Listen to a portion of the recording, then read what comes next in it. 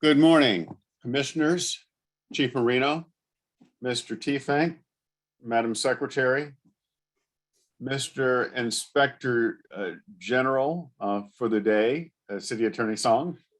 Oh, I'm sorry, Mark Smith, and Mr. City Attorney Mark Song. Thank you for being here, and everyone else.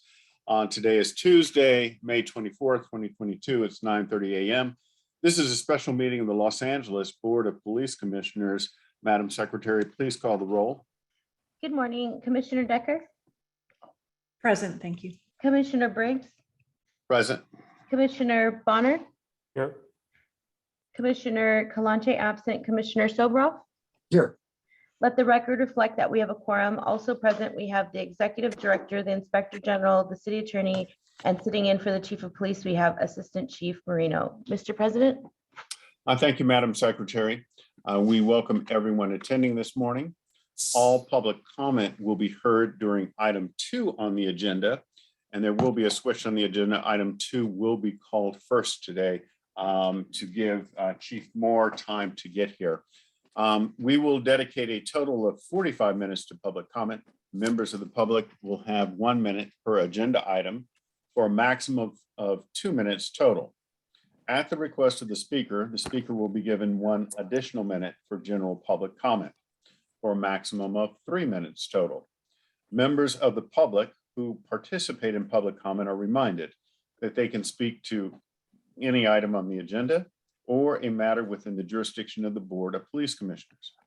Public comment is your opportunity to address the board.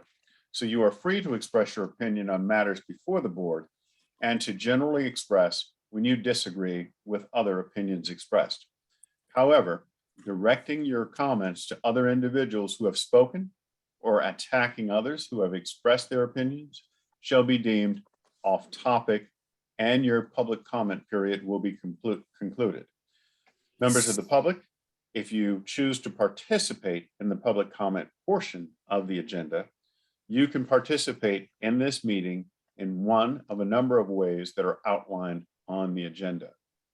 With that, Madam Secretary, please open it up for public comment period. Okay, our first speaker is Steve Rogers.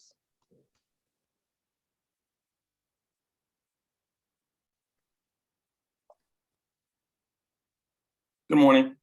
Good morning. What items would you like to speak on? All of them, please. Okay, 3 minutes. Constitutional republic, we're all children of God and all lives matter.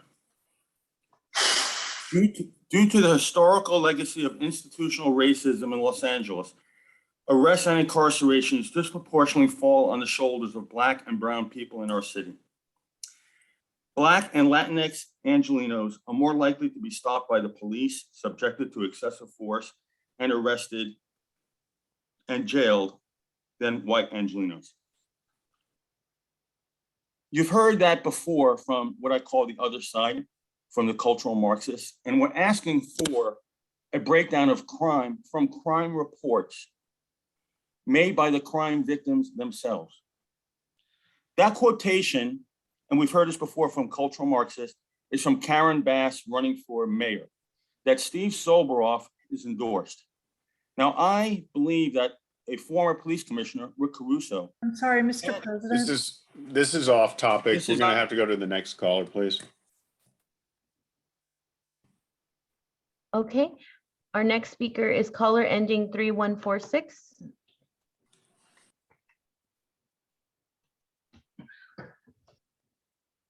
Hi, good morning. Good morning. What items would you like to speak on? Chief report and public comment and on the closed session. Okay, 3 minutes. On the closed session, where was the body armor?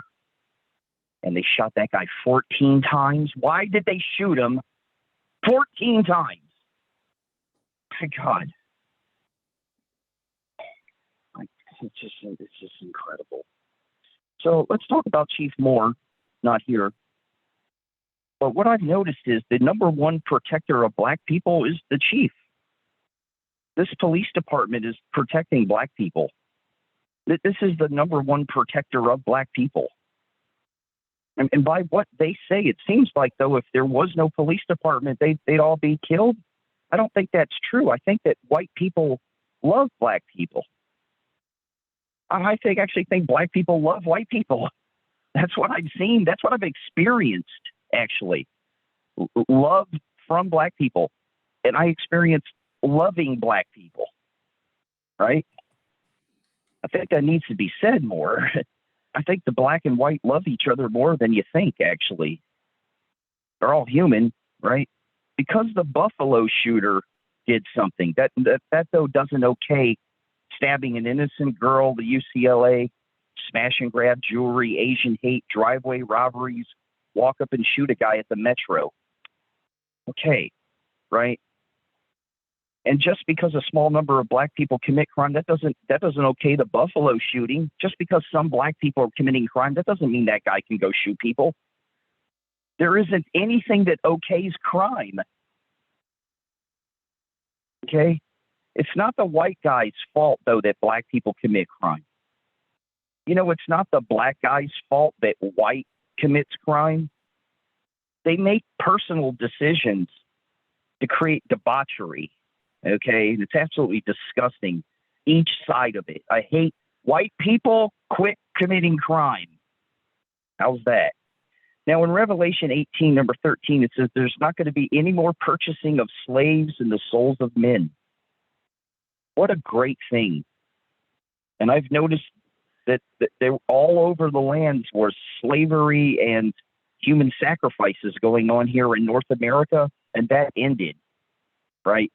But I want to say it again. I do believe that white people love Black people, and I believe that Black people love white people. Thank you. And I hope we do better. Instead of shooting people 14 times, maybe could have shot the guy once. How about working on that part? That to me seems like would be the greatest breakthrough. Because if you had the body armor and you weren't wasting these people with 14. Okay, thank you. Next, we have Zach Sherwin. Hi, all items, please. Okay, 3 minutes. Okay, please say who's on deck. It's a small thing that would mean a lot to the people who attend this meeting regularly. Commissioners, why aren't you meeting in person? It's happening in City Council. That was what we heard was going to be when you would do it. Putting public comment as the very first item on the agenda when there is a representative here in place of the chief. I mean, it's already not really a good faith, like above and beyond seeming kind of attempt to fulfill your role as the citizen's voice in police affairs to force people to speak before any of the agenda items have been heard. Like, obviously, it's what's been happening in this meeting for a long time, but it doesn't make it any less bizarre or derelict that that's the way you do it. And I just want to call it out. I also want to mention the article in the LA Times from Friday, May 20th, headlined LAPD SWAT officer caught saying happy hunting on body cam before fatal police shooting. For people listening who aren't aware of that article, that's the LAPD we're dealing with. And commissioners, it's just so notable that nobody ever brings these things up. These events that catch our notice, that horrify the senses, that shock us morally, it just sails right by unmentioned by y'all. And I think that's messed up. Regarding the annual report regarding immigration enforcement, you know, the thrust of the report seems to be that LAPD is not engaging in immigration enforcement activities. And I just want to call that out for the misrepresentation, the lie that is. LAPD gathers data about and surveils immigrant communities. Its databases, its record management systems are things that are accessible to the federal agencies that incarcerate people and deport them due to their immigration status. And, you know, LAPD disproportionately targets and ensnares members of communities who are immigrants, who wouldn't have otherwise come into contact with these federal law enforcement agencies. These limitations on public comment are egregious, and the way you conduct these meetings is a sham. We still show up week after week to call it out, but commissioners, I can't imagine you're proud of the work that you're doing, or if you are, then you're deluded. Shame on you. Fire Chief Moore. I yield the rest of my time to the meeting. Okay, thank you. Next, we have Betty Lane. Good morning. Good morning. What items did you like to speak on? Remark on to the Assistant Chief, public comment, and 6 of the agenda items, please. Okay, 3 minutes. Okay, first off, it's great to see you, Rob. Good work. Really appreciate you. On agenda items 3B, 3C, 3D, 3F, 3G, and 3H, I totally support. And in public comment, I'm still harping on this Bluestone company. It's corrupted. The money's not going where it should be, and the money shouldn't be coming out of officers' paychecks, and officers should not be terminated over this. It should be individuals' choice of what they put in their bodies. And I've repeated that a million times. As everybody knows, I support LAPD, and may everybody stay safe and healthy. I yield the rest of my time. Okay, thank you. Next, we have Matios Cadane. Well, Hello, what items would you like to speak on? all of them, please. Okay, 3 minutes. Yeah, this was a good opportunity for you guys to maybe discuss some of these items before we went into public comment, seeing as how you're waiting for the chief anyway, but you guys clearly don't give a shit. On item 4B, the immigration enforcement report, I think this is supposed to give the impression that the LAPD is some kind of benevolent force that doesn't participate in enforcement actions involving immigration status violations, is what it says. But they're not. They're not somehow better or more gentle than their counterparts at the DHS. We've seen the LAPD work in tandem with the DHS as recently as the pro-abortion rights protests here in downtown. And this isn't to mention that this doesn't include the fact that the LAPD participates in an information sharing environment with the Department of Homeland Security, constantly working in tandem. We saw this during the uprisings, sharing information with federal agencies, not limited to the DHS. And LAPD independently creates conditions for criminalization of immigrants, Black people, brown people. So they're very much facilitating the forced removal of these people. One thing LAPD does have in common with DHS that can't be said about other police departments is that LAPD uses Palantir, just like DHS does, to enforce, immigration surveillance and immigrant criminalization. So this is just an absolute sham. I also wanted to talk about item 3A, which is the Alternatives to Incarceration program. It's ridiculous that the LAPD, the #1 incarcerating, murdering police force, is somehow involved in any type of assessment for an alternative to incarceration. Why, like, even the fact that people aren't participating just tells us that LAPD is probably deterring them in some capacity. And even if these programs are well-intentioned, the LAPD's parasitic relationship with the city budget wouldn't allow for it to kind of come into fruition in any meaning or substantial way. This is just another example of co-optation by police departments of programs that people fought for. So this is an absolute joke. A good example of this is just even the GRID budget, the gang reduction youth development program funding. Only $1 million of that actually goes to youth. Like so much of that, I think allocated 36 million goes to the police. And that can be said about any kind of alternative that you guys spew out. LAPD can't be involved in anything that's meant to make the community better. This is all a sham. And I yield the rest of my time. Thank you. Okay, thank you. Next, we have Blue.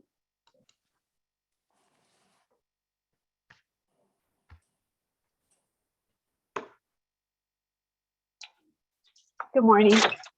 Morning, what items would you like to speak on this morning? Just the crime report, please, and general comment. Okay, 2 minutes. Okay, thank you so much. Thank you again for the platform and giving us the time. I actually would like to thank LAPD for being involved in the community, and we need more of that, not less. Inaccurate information is not okay when it's shared on these weekly phone calls. We need LAPD to engage more, to be in our communities more, to engage with kids, to engage in our community events. And what's been happening is wonderful. I see more and more of it. We like seeing LAPD in our communities, and we you know we we are advocating for more LAPD classes and more recruit classes.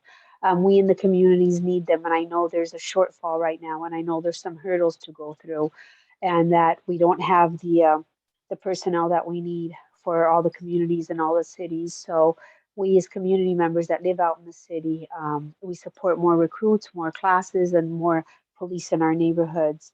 Um, again would like to thank the chief, and I know he's not present at the time for recognizing Law Enforcement Week and those who have fallen and dedicated their lives for us to protect and serve, and given the ultimate sacrifice we truly will never forget. So thank you to our LAPD officers. Thank you for being in our communities. And it's a shame that our communities have become a cesspool of crime and violence, with all the smash and grab robberies, with all the deaths in downtown LA. Downtown used to be a thriving place, used to be a wonderful place to go to, with 4 people just killed, I believe, in the last, or hurt in the last week or two. It's shameful. It's absolutely shameful. Not only does it hurt businesses, but it hurts the community and the city that we love. So thank you, LAPD, for being involved and continuing to support us. Okay, thank you. Next, we have Javier.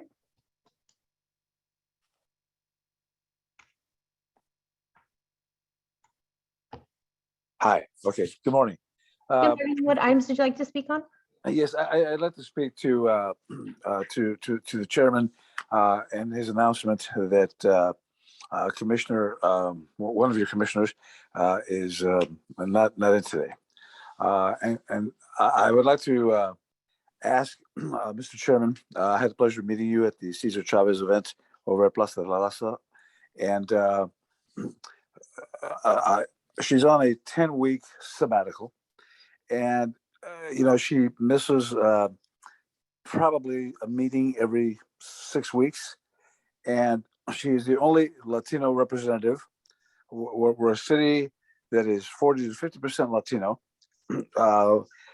You have 5 commissioners, and in an ideal world, that would mean 20% for the various groups: Asian, African American, Latino, and other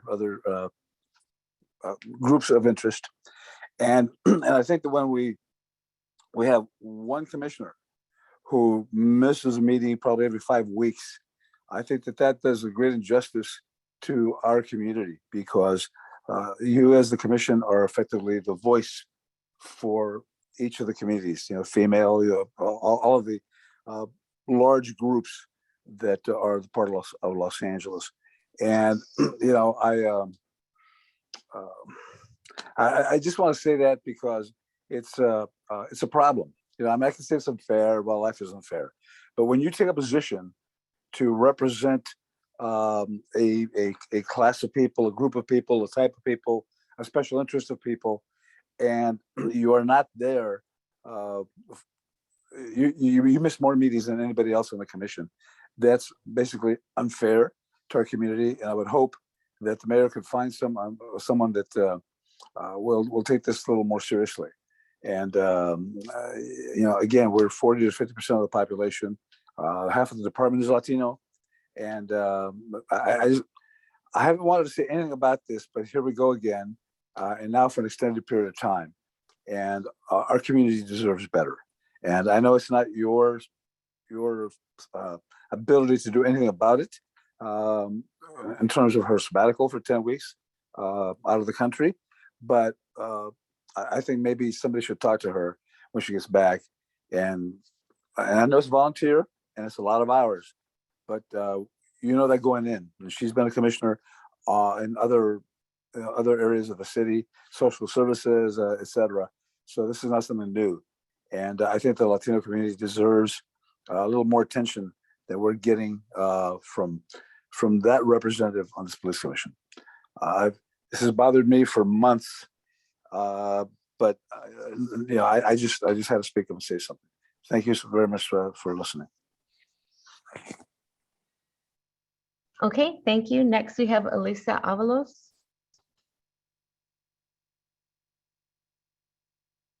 Good morning. Can Good you hear morning. me? Yes, what items would you like to speak on? Public comment. Okay, 1 minute. I would just like to say that I appreciate all of the officers for their hard work and for putting their lives on the line for us every day. I just wish that our chief would be able to do his job freely without the pressure of politics. We really need to get more officers on our street. It's not okay for some of us to be on hold for 30 minutes. We need more community policing. That's the only way that I feel that anything can be done, and more communication. We need more communication and transparency with one another. I just want to thank everyone.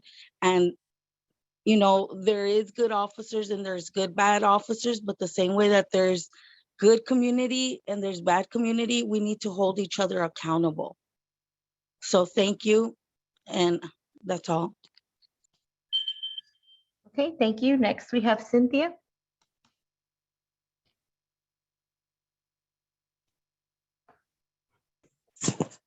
Hello. Hi, what items would you like to speak on? I'd like to speak on all of them. Okay, 3 minutes. Okay, first I want to talk about the fact that why is it that it sounds like these people that are pro LAPD sound like the wives that are being probably abused at home? It's really sad. Like, we need to kind of highlight that. Another thing I want to also speak about is the fact that LA has a population of 11 plus million, yet only 0.1 are being approved concealed weapon permits.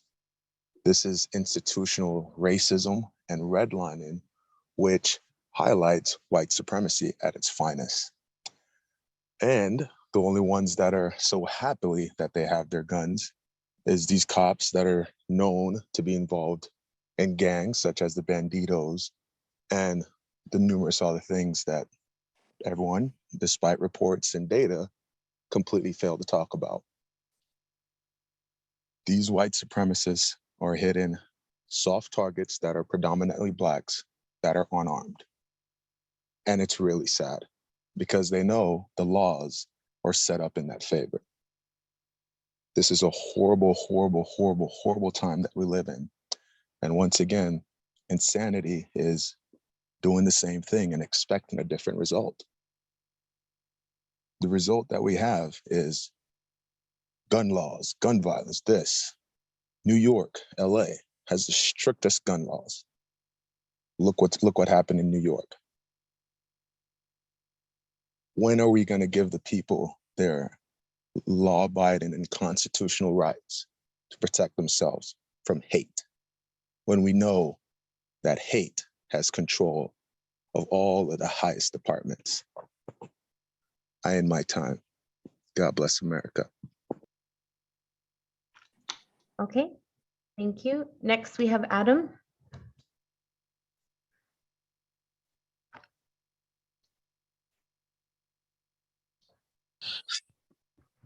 Good morning. Good morning. What items would you like to speak on? I'll speak on all of them today. Okay, 3 minutes. Whew. Trying to get my steps in. I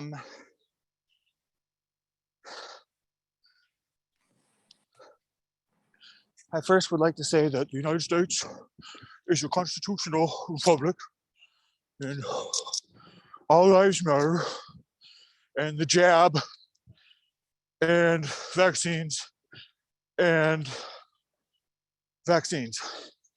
Second, I'd like to say that, we keep hearing about how morale is low at the LAPD, and I don't think that should be understated. I think it should be celebrated. I think it goes to show that even people averaging 100, 150, 250 grand a year can be demoralized when they realize, if they have any semblance of morality inside of them, that what they're doing isn't protecting the community, but it's protecting property.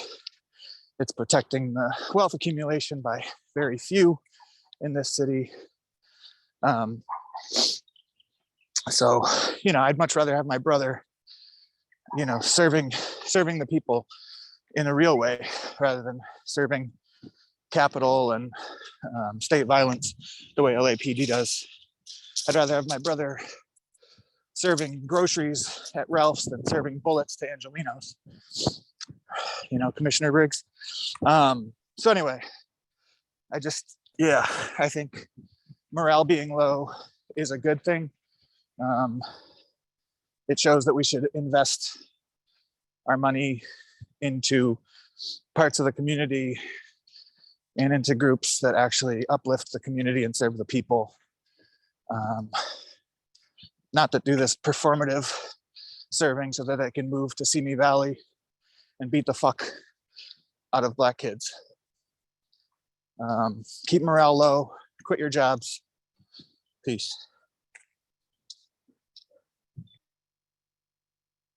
Okay, thank you. Next, we have Goat Puppet.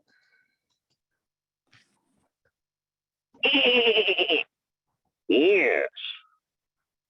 All the items, excellent. See? Look at that. They put 3 minutes on there without. Yes. Steve Silveroff remembers me. I hope one day in his will, he'll remember me too. He's got so much money to donate to charity, and I'm a charity. This is off topic. Please go on topic, or we'll conclude your comment period. What the hell is that nigger? Now, Madam Secretary, please go to the next speaker. Okay. I never got it. Our next speaker is caller ending 4952.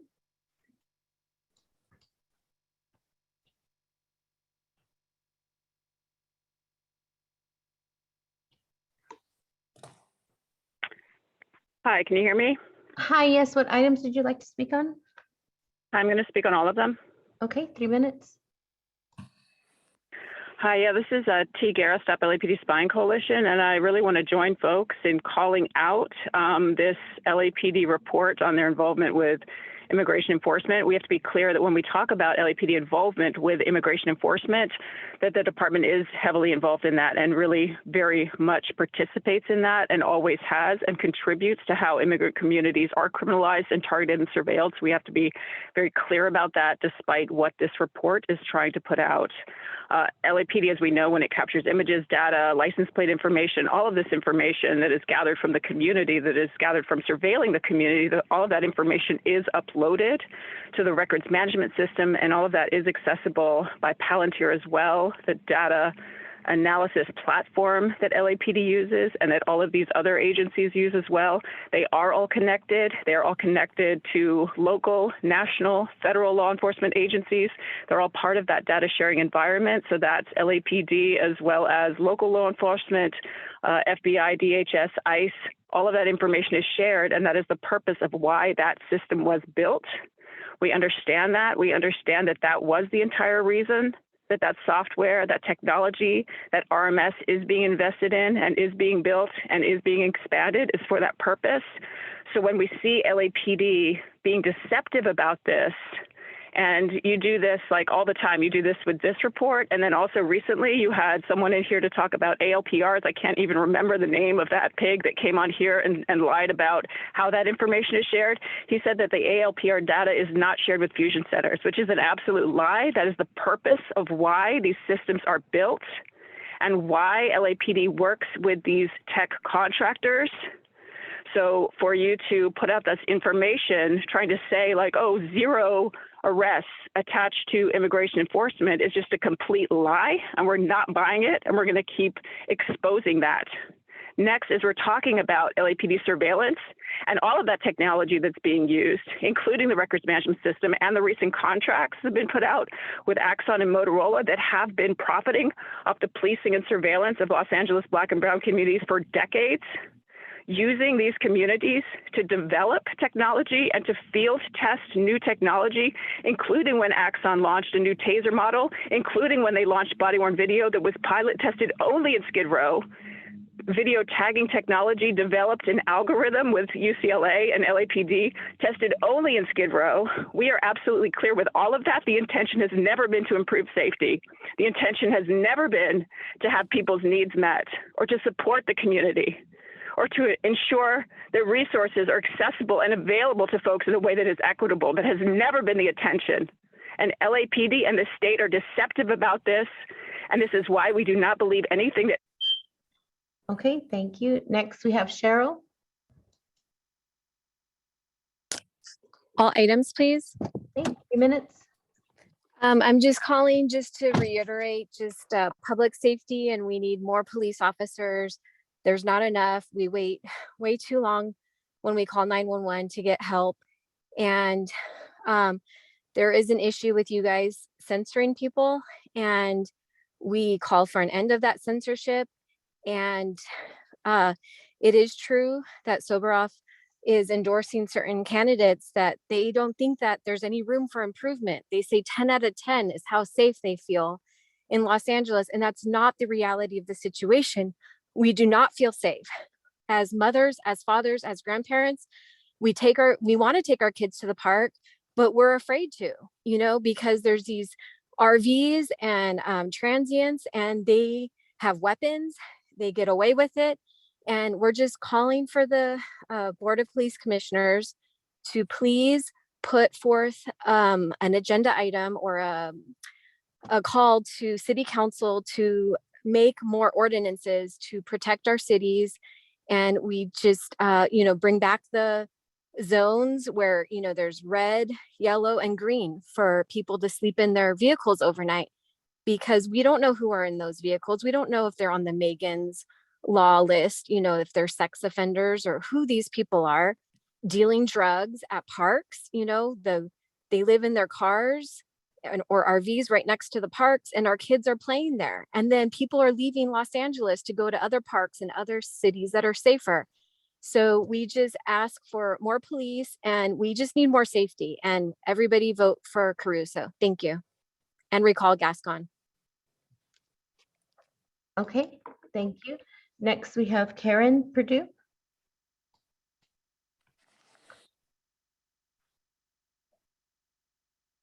Good morning. Good morning. What items would you like to speak on? All items, please, in general comment. Okay, 3 minutes.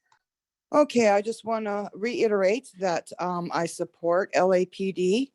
LAPD is one of the most fair, diverse, and equitable police force in the United States. And what we do here will spread across the country. And I hear that morale is low. I'd like to just tell the officers that might be listening that we support you, we stand behind you, we've got your back as far as we can. In spite of ACAB, and what I'm changing that to is all council persons are bastards. People are allowed to come in here and say, call police derogatory terms and on and on. So I'm using my First Amendment that we need to turn this around through the council people, through our mayor, support Rick Caruso. Let's get back on track. Thank you. Okay, thank you. Next, we have Philip Tabby.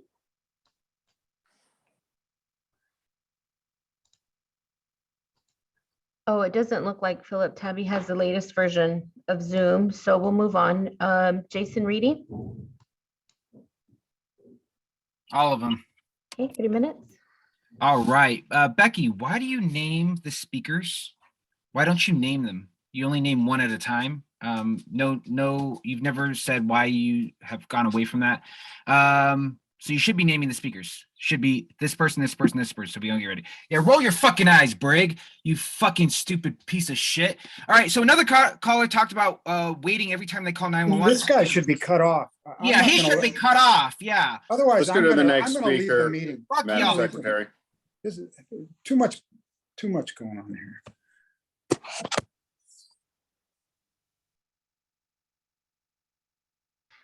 And then, okay, our next speaker is guest.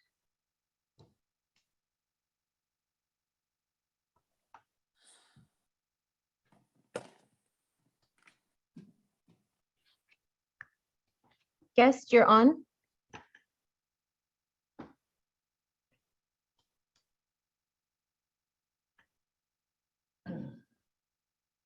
Let's come back to guest, Madam Secretary. Okay, next we have EP.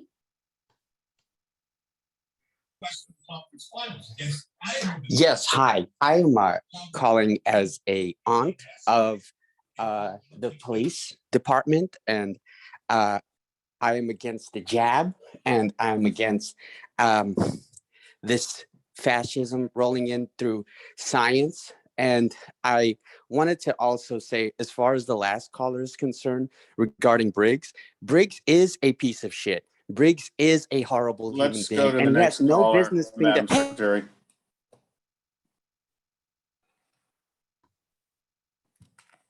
Okay, we'll go back to guest.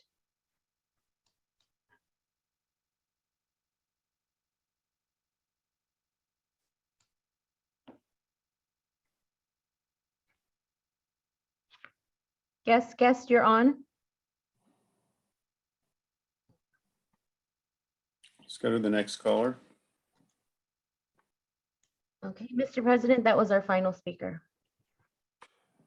Thank you. At this time, we'll go to the, since the chief is not here, we'll go to item 3 on the agenda.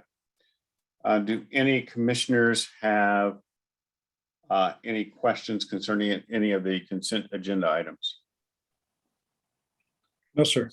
Seeing none, I move that we approve all of the consent agenda items A, B, C, D, E, F, G, and H, I, J.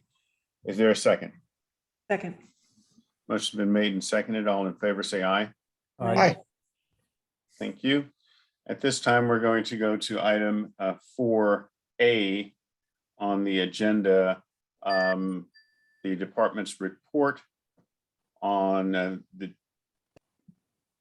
AAIP, Chamber of Commerce, and others. Can you bring up Deputy Chief Blake Chow, please?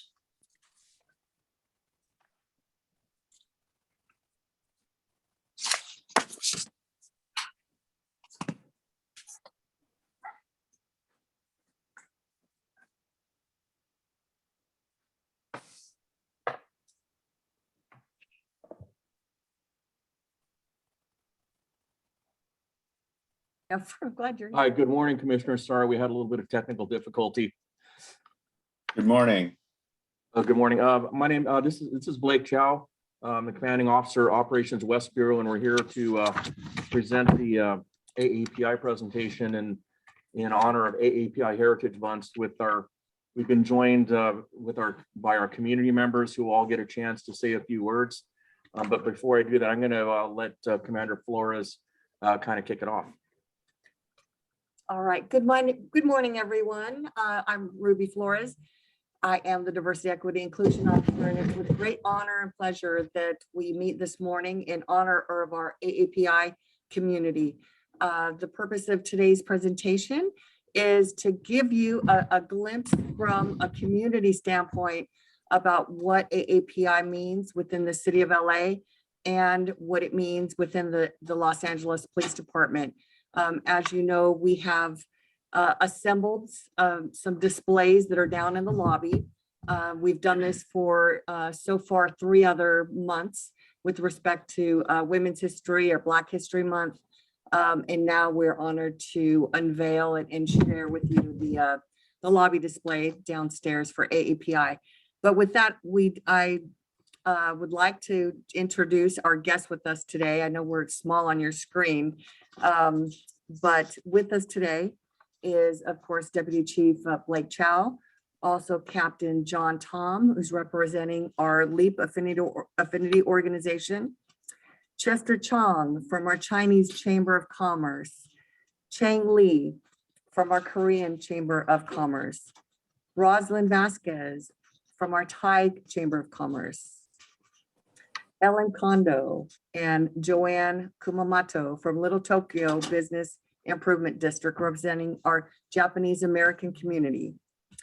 Via Zoom, we do have another guest. His name is Mr. Zia Islam, representing our Bangladesh Unity Federation of Los Angeles. And lastly, Sunny Sapanta, representing our Filipino community from Rampart as a CPAB chair. All right, good morning, commissioners.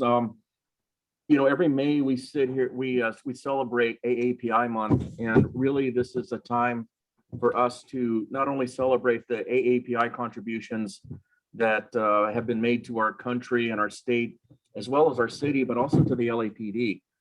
And really we have to celebrate, we have to remember where we were, where we have been, and where we still need to go. But if you look back at the history of AAPI here within the LAPD and the city, it's quite astonishing about how far actually we've come. One of the things I like to start off with is kind of my family's history, because I think my family's story is not really unlike many other millions of stories of people that are living here in the city or part of this police department, because everybody that has come to this country really has a similar story. So my grandparents immigrated to the United States in 1913, and they settled in Sacramento, and at the time the law prohibited them from actually owning land. So they were farmers, but they had to rent land, and they were actually sharecroppers. They farmed potatoes and asparagus. They had 8 children, and they had 4 boys.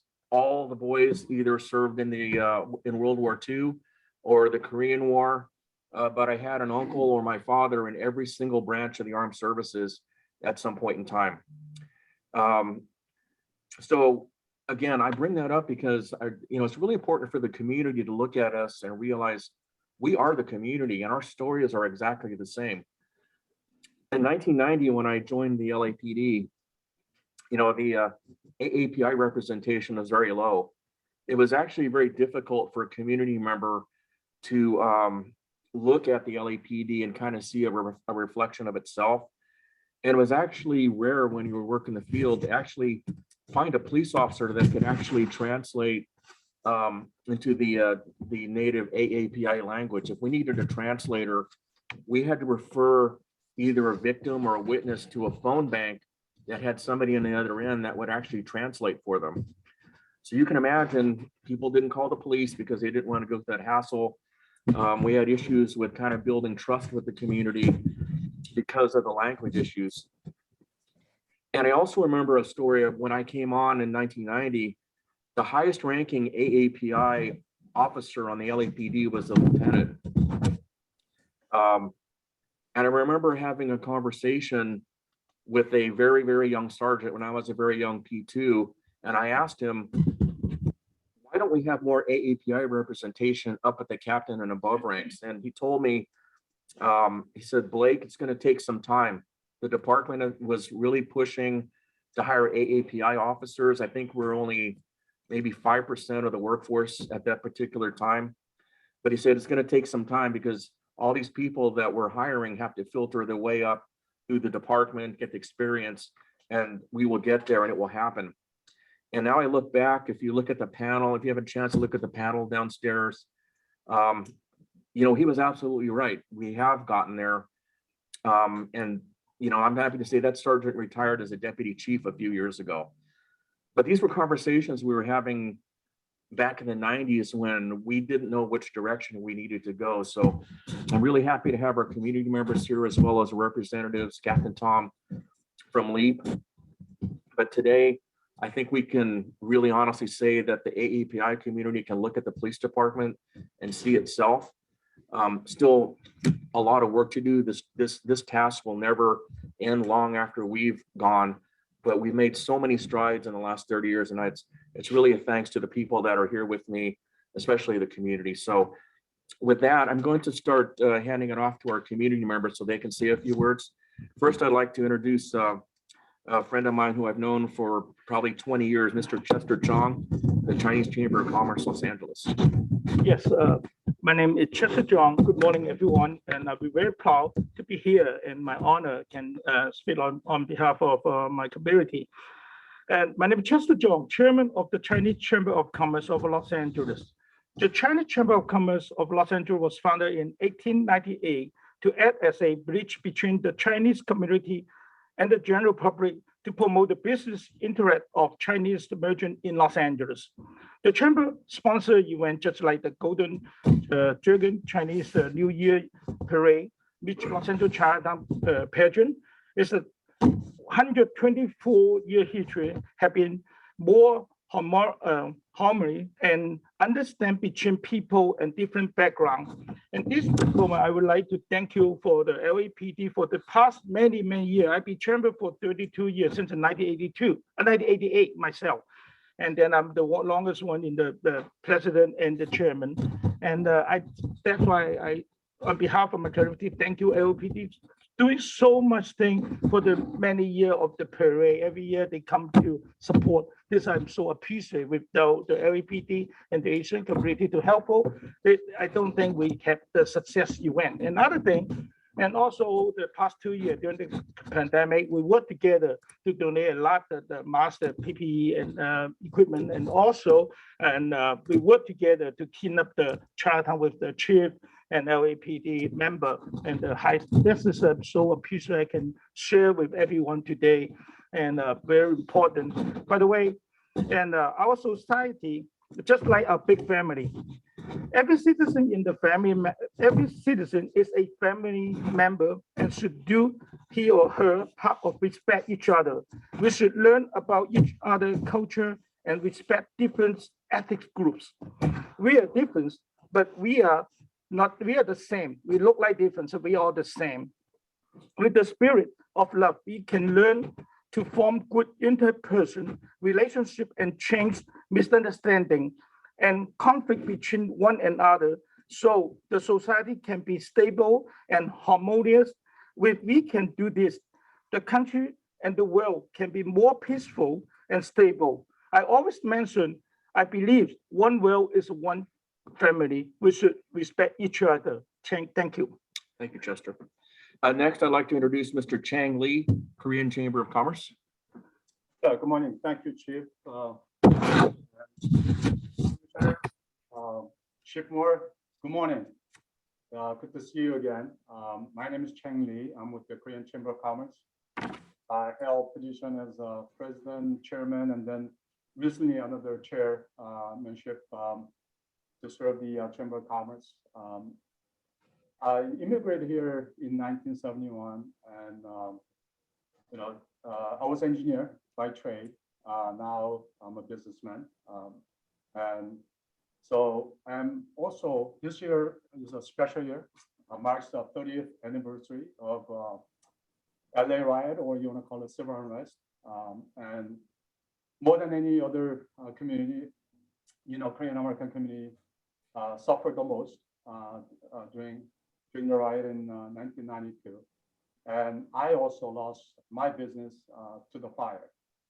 So my story has been carried with the mainstream media on the 25th anniversary, and then this year also the story has been carried. So what happened back in 1992? Our community was a forgotten people. We were, as you all know, that there was a barricade that actually kept us in, and there was no police presence during that unrest time. But since then, 30 years later, there's a day and night difference. Since the riot, there has been a tremendous improvement that's been made, and then continuously, the improvements are being made.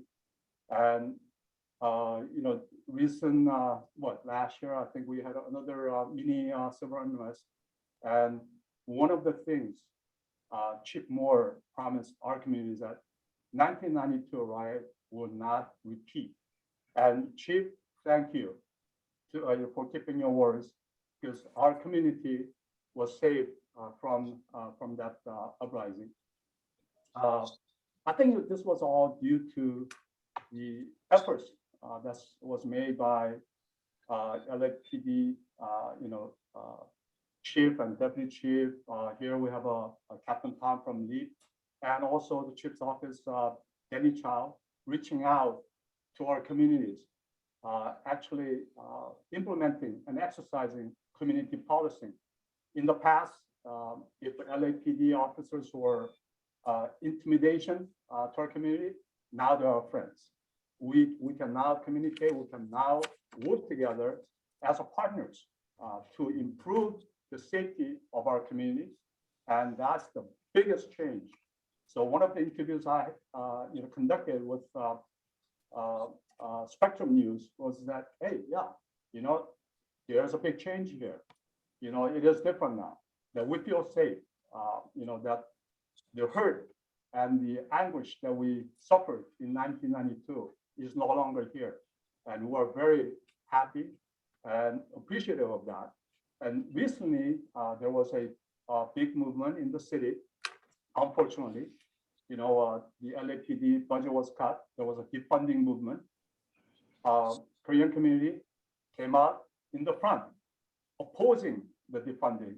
We supported LAPD because the safety is a foundation, we believe, foundation of our well-being of our community. So we had come out in public, opposing defunding and supporting LAPD, and we'll continue to do so and we'll continue to work with the Chief Chow, Captain Tom, Danny Chow, and other LAPD representatives, so that our community, along with other AAPI community, can live and work and be more positive in supporting young people. And here's the other thing that I think is going to really help us to do, and that's expand. Thank you. More Great. Thank you, Chang. Next, I'd like to introduce Rosalind Vasquez from the Thai Chamber of Commerce. Good morning, Commissioners. Good morning, Chief. My name is Rosalind Vasquez, and I am President of the Thai American Chamber of Commerce. I would like to start by saying thank you for the opportunity to speak here today. My parents were immigrants from Thailand and successful business owners. My father understood how important it was for the Thai community to be represented not only among our community members, but also with law enforcement. So my father established the Thai American Chamber of Commerce in 2005. And in 2010, he established the Thai American Sheriff's Advisory Council.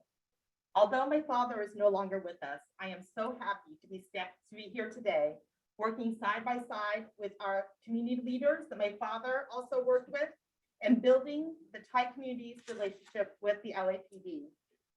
Los Angeles is home to the largest Thai population outside of Thailand, but we are still one of the smaller communities here in the city of Los Angeles. Most of our community members are unable to communicate or understand English with ease. And previously, most of our community knew LAPD through the few Thai LAPD officers we had. The Thai LAPD officers are considered heroes in our community, not only here, but even in Thailand, where the king bestows honors upon LAPD officers.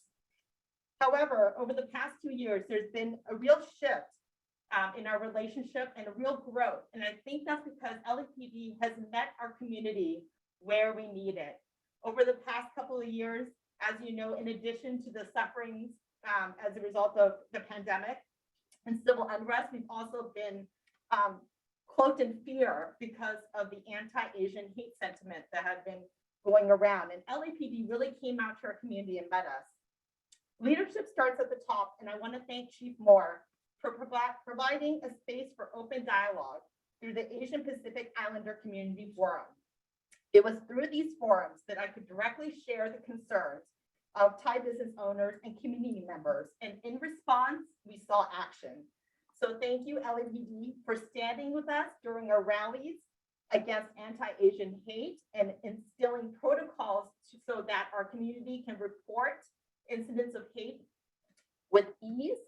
Thank you, LAPD, for understanding the cultural and language barriers in the Thai community, providing information in language in Thai concerning hate incidents, hate crimes, and creating a list of Thai interpreters, which includes me, who is available to help take any reports from victims in Thai and help with translations.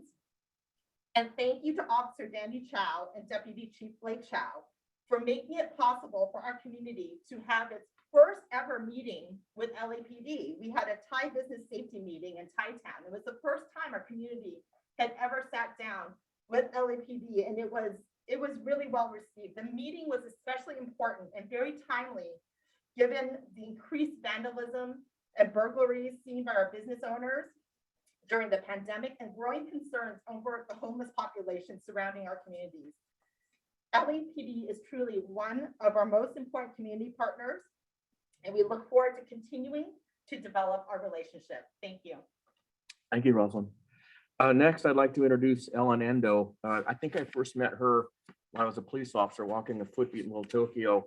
But Ellen was an editor for Rapu Shimpo, which still is a newspaper in Little Tokyo that was founded in 1903. So Ellen, please. Thank you. Good morning, commissioners. What I do these days, and I do still work for the newspaper, believe it or not, but I'm also the co-chair, along with Joanne Kumamoto, of the Little Tokyo Business Improvement District. The BID is managed by the Little Tokyo Business Association. There are these days over 400 businesses in Little Tokyo. When we started in 2003, there were about 250. So all of our needs in terms of safety and cleanup and have increased. And one thing we've noticed, we realized over the years, is that the law enforcement and those of us who work on behalf of the community is a partnership. And in a partnership, everybody has to do their part. And we really feel like the LAPD has done that for us. And it was a learning curve for both sides. And now there's no sides. We're all on the same side. So I want to point that out. In the community, however, there are challenges we're facing that didn't exist when we first started many years ago. And one of them is the anti-Asian hate. And last year we had one of our temples, one of the more high profile incidents was one of the temples was vandalized. Lanterns were toppled, windows broken, they set a fire. And then more recently, another temple was entered, and with the intention, it broke a sliding glass door, broke office equipment. Really, no other purpose except to express some sort of hate towards the Buddhists. And then actually last week, the Gopher Broke Veterans Monument was vandalized. Somebody lit a T-shirt on fire, threw it on top of the monument, and it did cause damage. And and those kinds of incidents, I think, are difficult to categorize.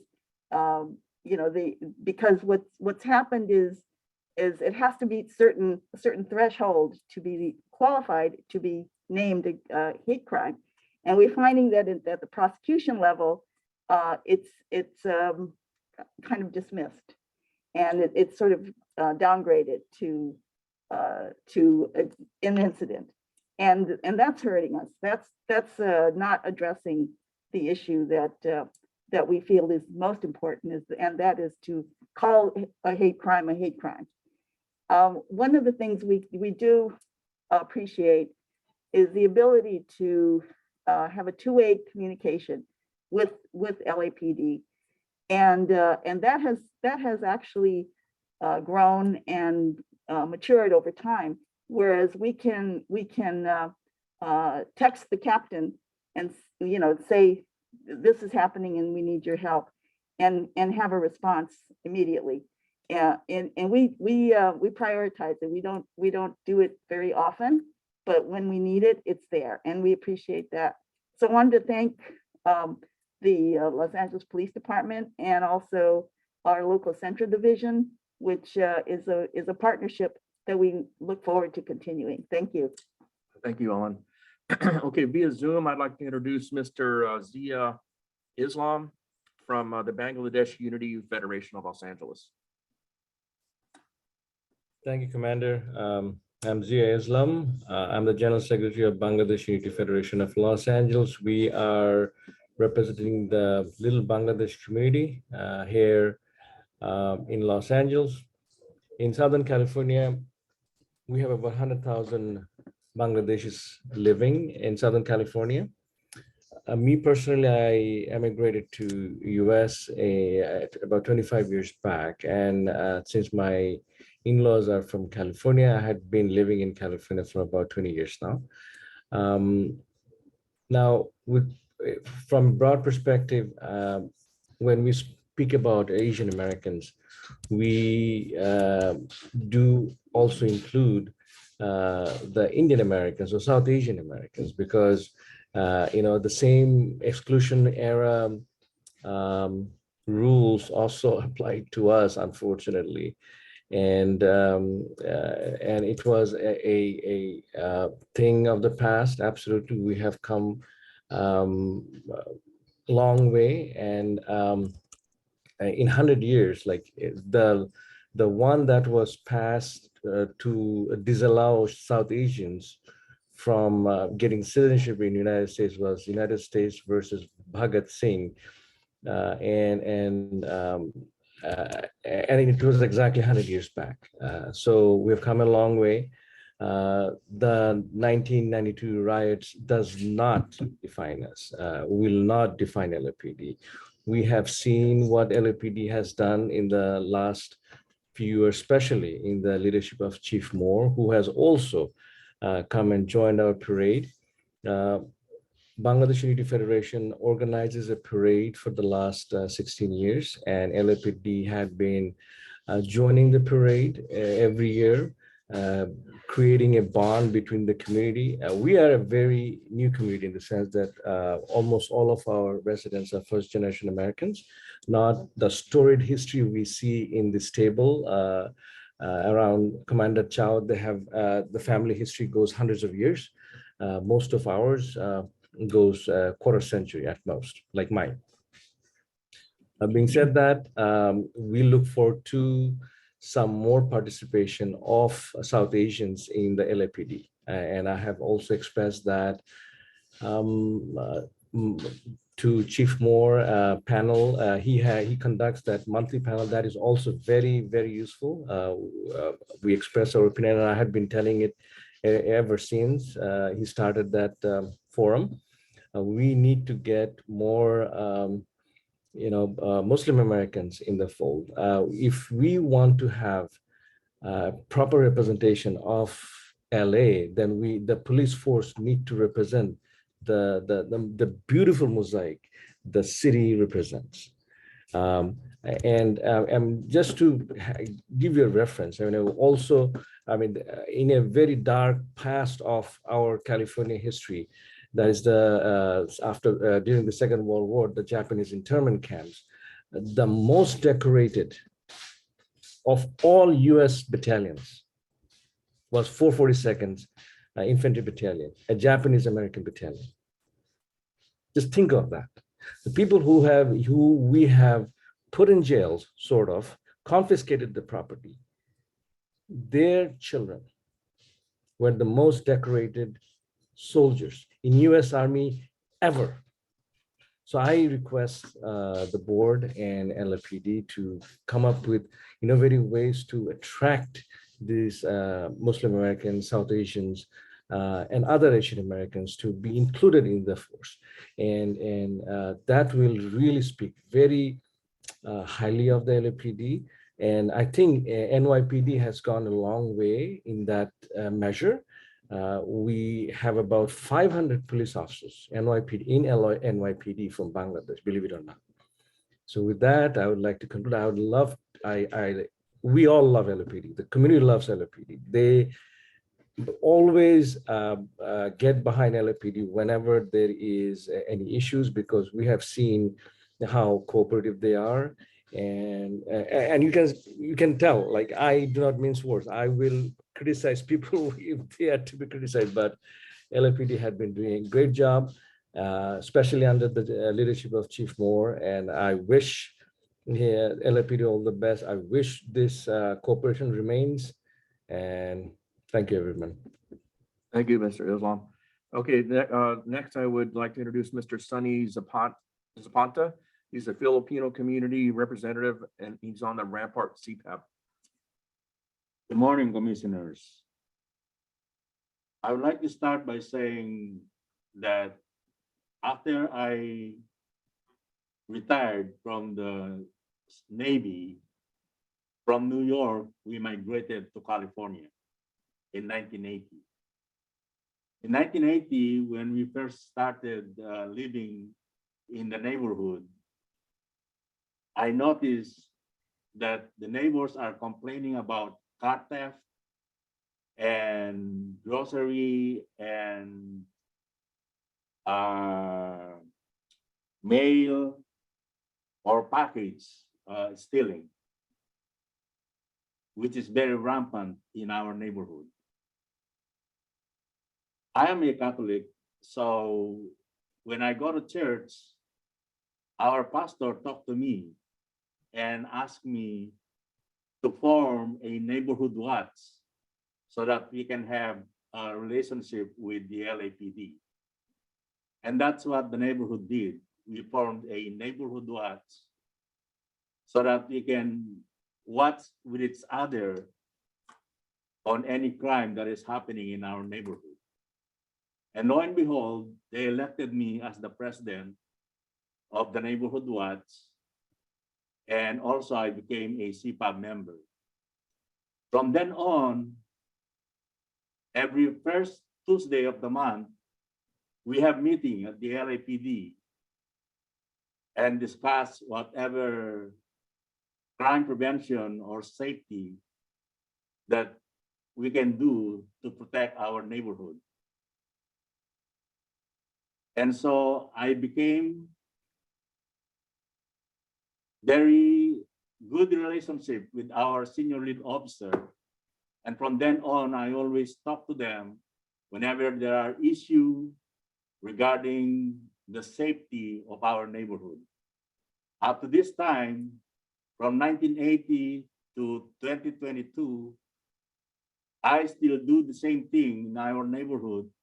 And thanks God, we were able to maintain the safety of our neighborhood because of the help of our senior lead officer, our LAPD, who are taking care of our issues and prevention of crime in our community.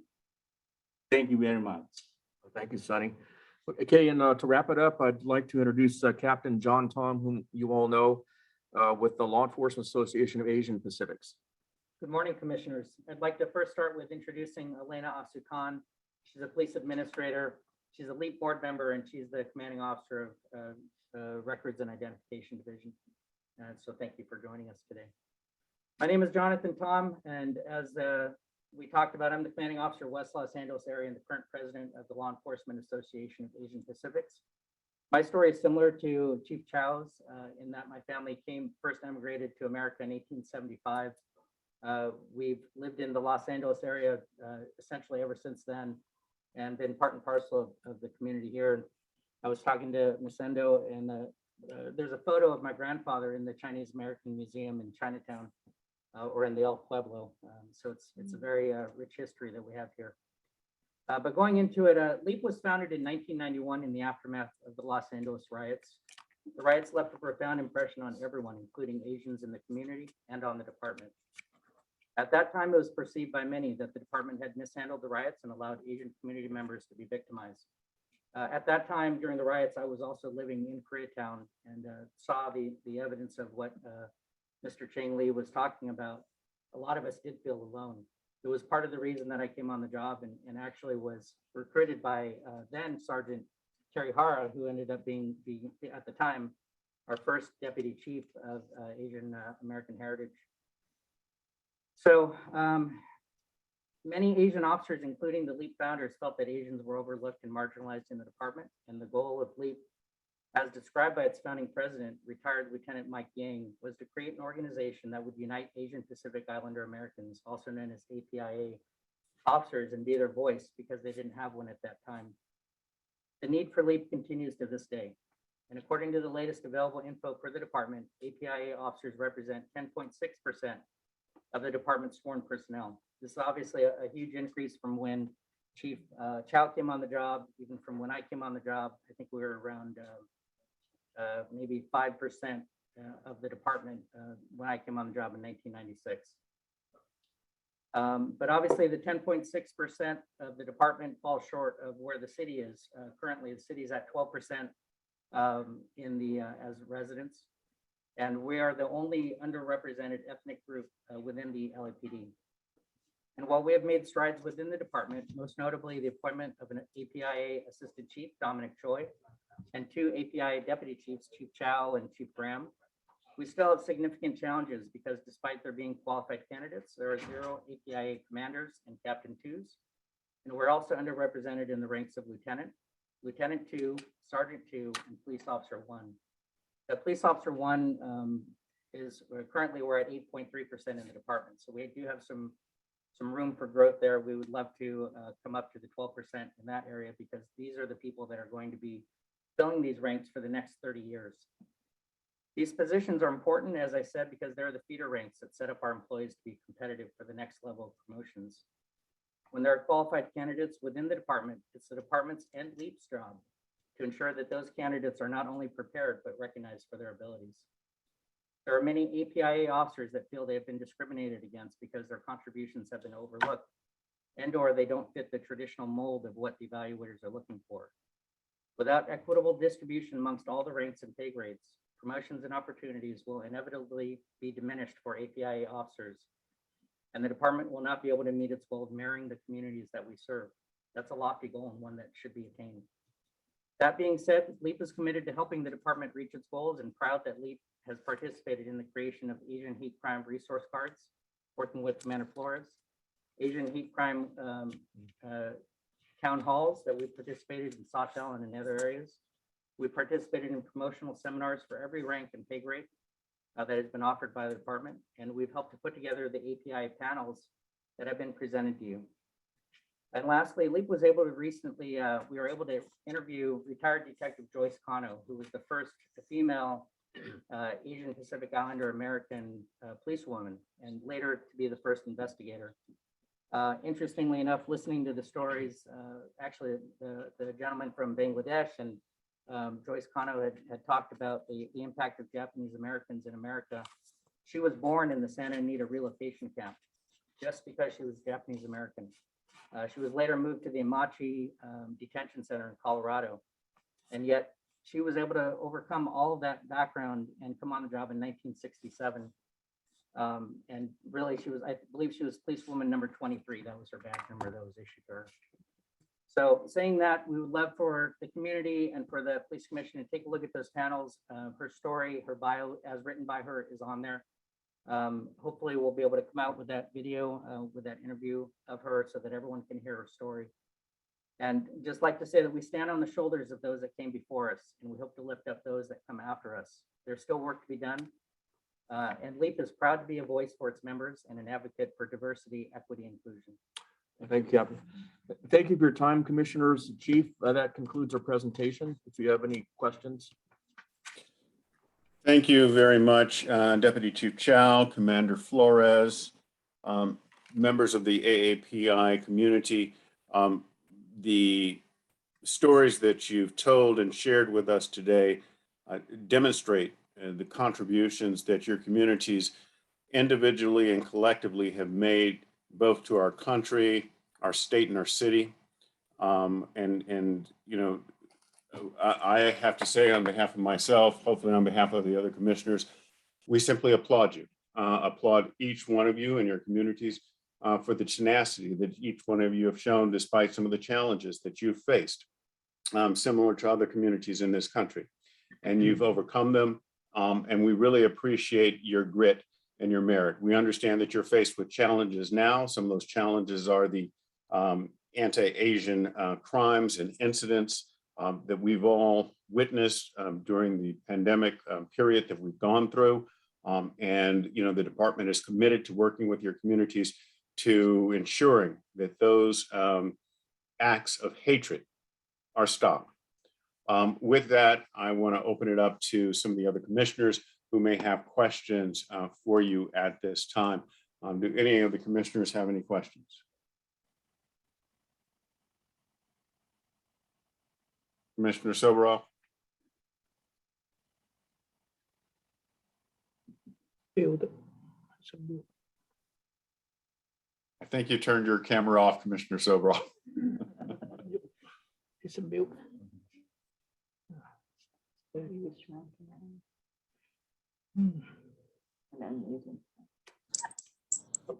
Okay. There you go. I want to echo, Mr. President, your comments, but also it's just so easy to forget. You know, it's so easy to let things go and not remember and understand the significance. And I think that today was really an important presentation to bring back to the forefront just the long-term relevance and seriousness about what's gone on in this community and how important the community has been to not only LAPD, but to Los Angeles and I guess to America as well. So this was a very well done presentation. And I think it was a very timely and much appreciated. Thank you, Commissioner Soboroff. Commissioner Decker, I saw that you had your mic open. Yes, thank you. First, I'd like to join the comments of my colleagues regarding the presentations today. They were excellent. Thank you. They were deeply meaningful. And frankly, I found it a privilege to hear your individual stories about your families, your histories, and to hear about your work in Los Angeles, and to hear about your work with the LAPD and the efforts both you and the department have undertaken, particularly recently, to improve policing and relationships in your community. So thank you for that, and thank you for the work that you're doing. So Mr. Chong, Mr. Lee, Ms. Vasquez, Ms. Endo, Mr. Islam, and Mr. Zapata, I do have a question I hope each of you could answer, but since there's 6 of you, I hope you can do it briefly. But my question is, you talked about the past efforts, and that's all very important, but I wonder if you could take us, you know, more to the future in the next year or so. What would be the biggest issue that you would like the department to be working on with you to address concerns in each of your communities? I'd like to go first. This is Cheng Lee. You know, one of the challenges that I know that the department faces is the budget issues.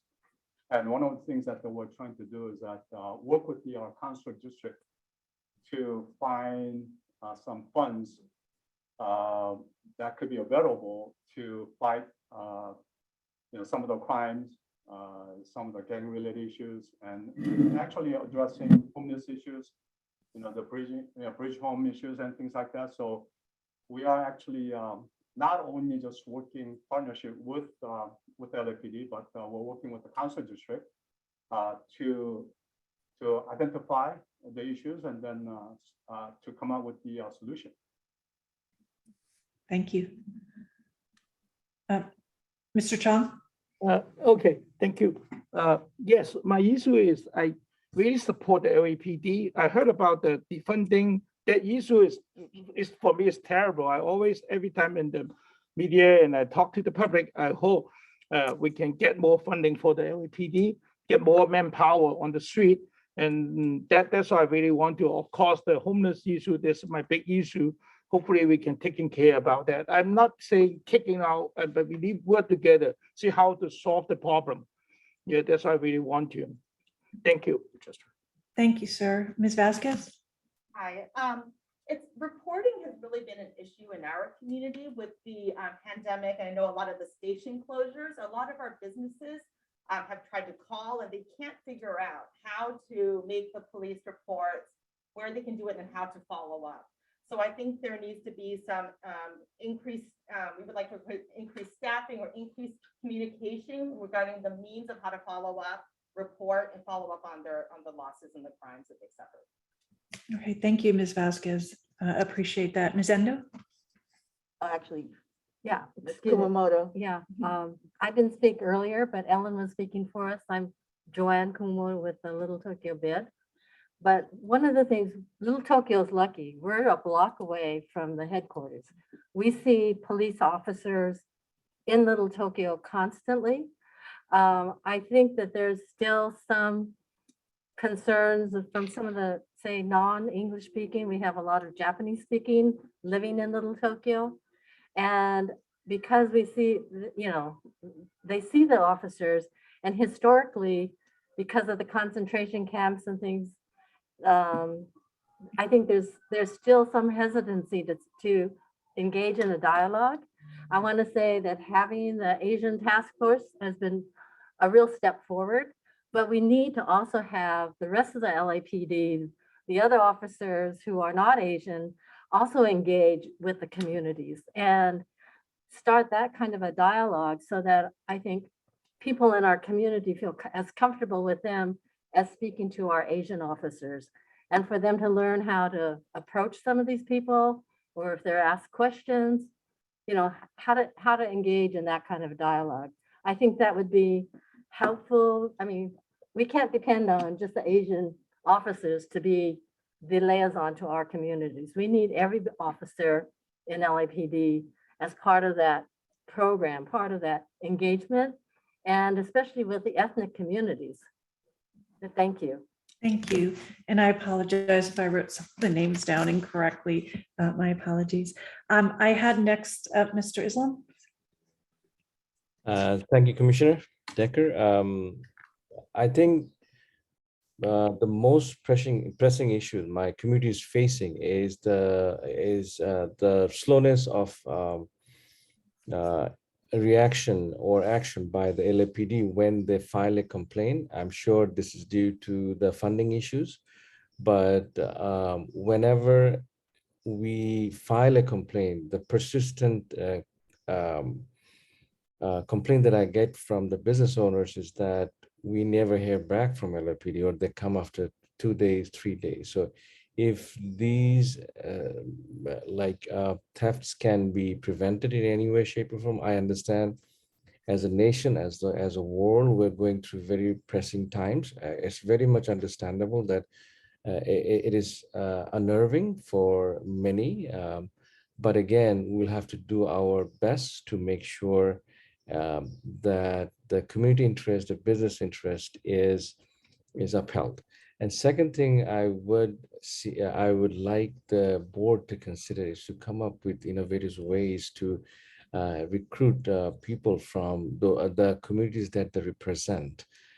If you put in the police force from that community, you will have a direct communication with that community to make sure that you hear their concerns, you remedy the issues as and when they appear, and this will not be in the news. I mean, you will be on top of it every time, always, every day. So I would request the board to see if there is any way, shape, or form you can devise a way to attract these Muslim Americans, Bangladeshi Americans, because one of the, I mean, they always try and become doctors, engineers, and lawyers, just like my own kids. But we have to, yeah, most probably, if we in any way, shape, or form put a face to LAPD, the image of LAPD in a manner like Chief Moore. I mean, the unfortunate part is Chief Moore is such a splendid person who has such a beautiful background, growing up in Camarillo, you know, being both his parents as physicians. So if we put a face to LAPD, what they have done, their personal lives, how they came up to being the police chief, those stories, you know, might make people be attracted to LAPD. Thank you. Thank you, sir. Appreciate that. And Mr. Zapato, I had you as the next speaker. Sunny, do you have anything? No, like what I said, because we are having a meeting every first Tuesday of the month with the LAPD, and my relationship with the senior lead officer, we have no problem at all in dealing with the LAPD. And we really appreciate that. Okay, thank you. I appreciate that. I'm sure my fellow commissioners might have more questions, so or the chief may want to comment. So I'll turn it back to you, Commissioner Briggs. Thank you all very much.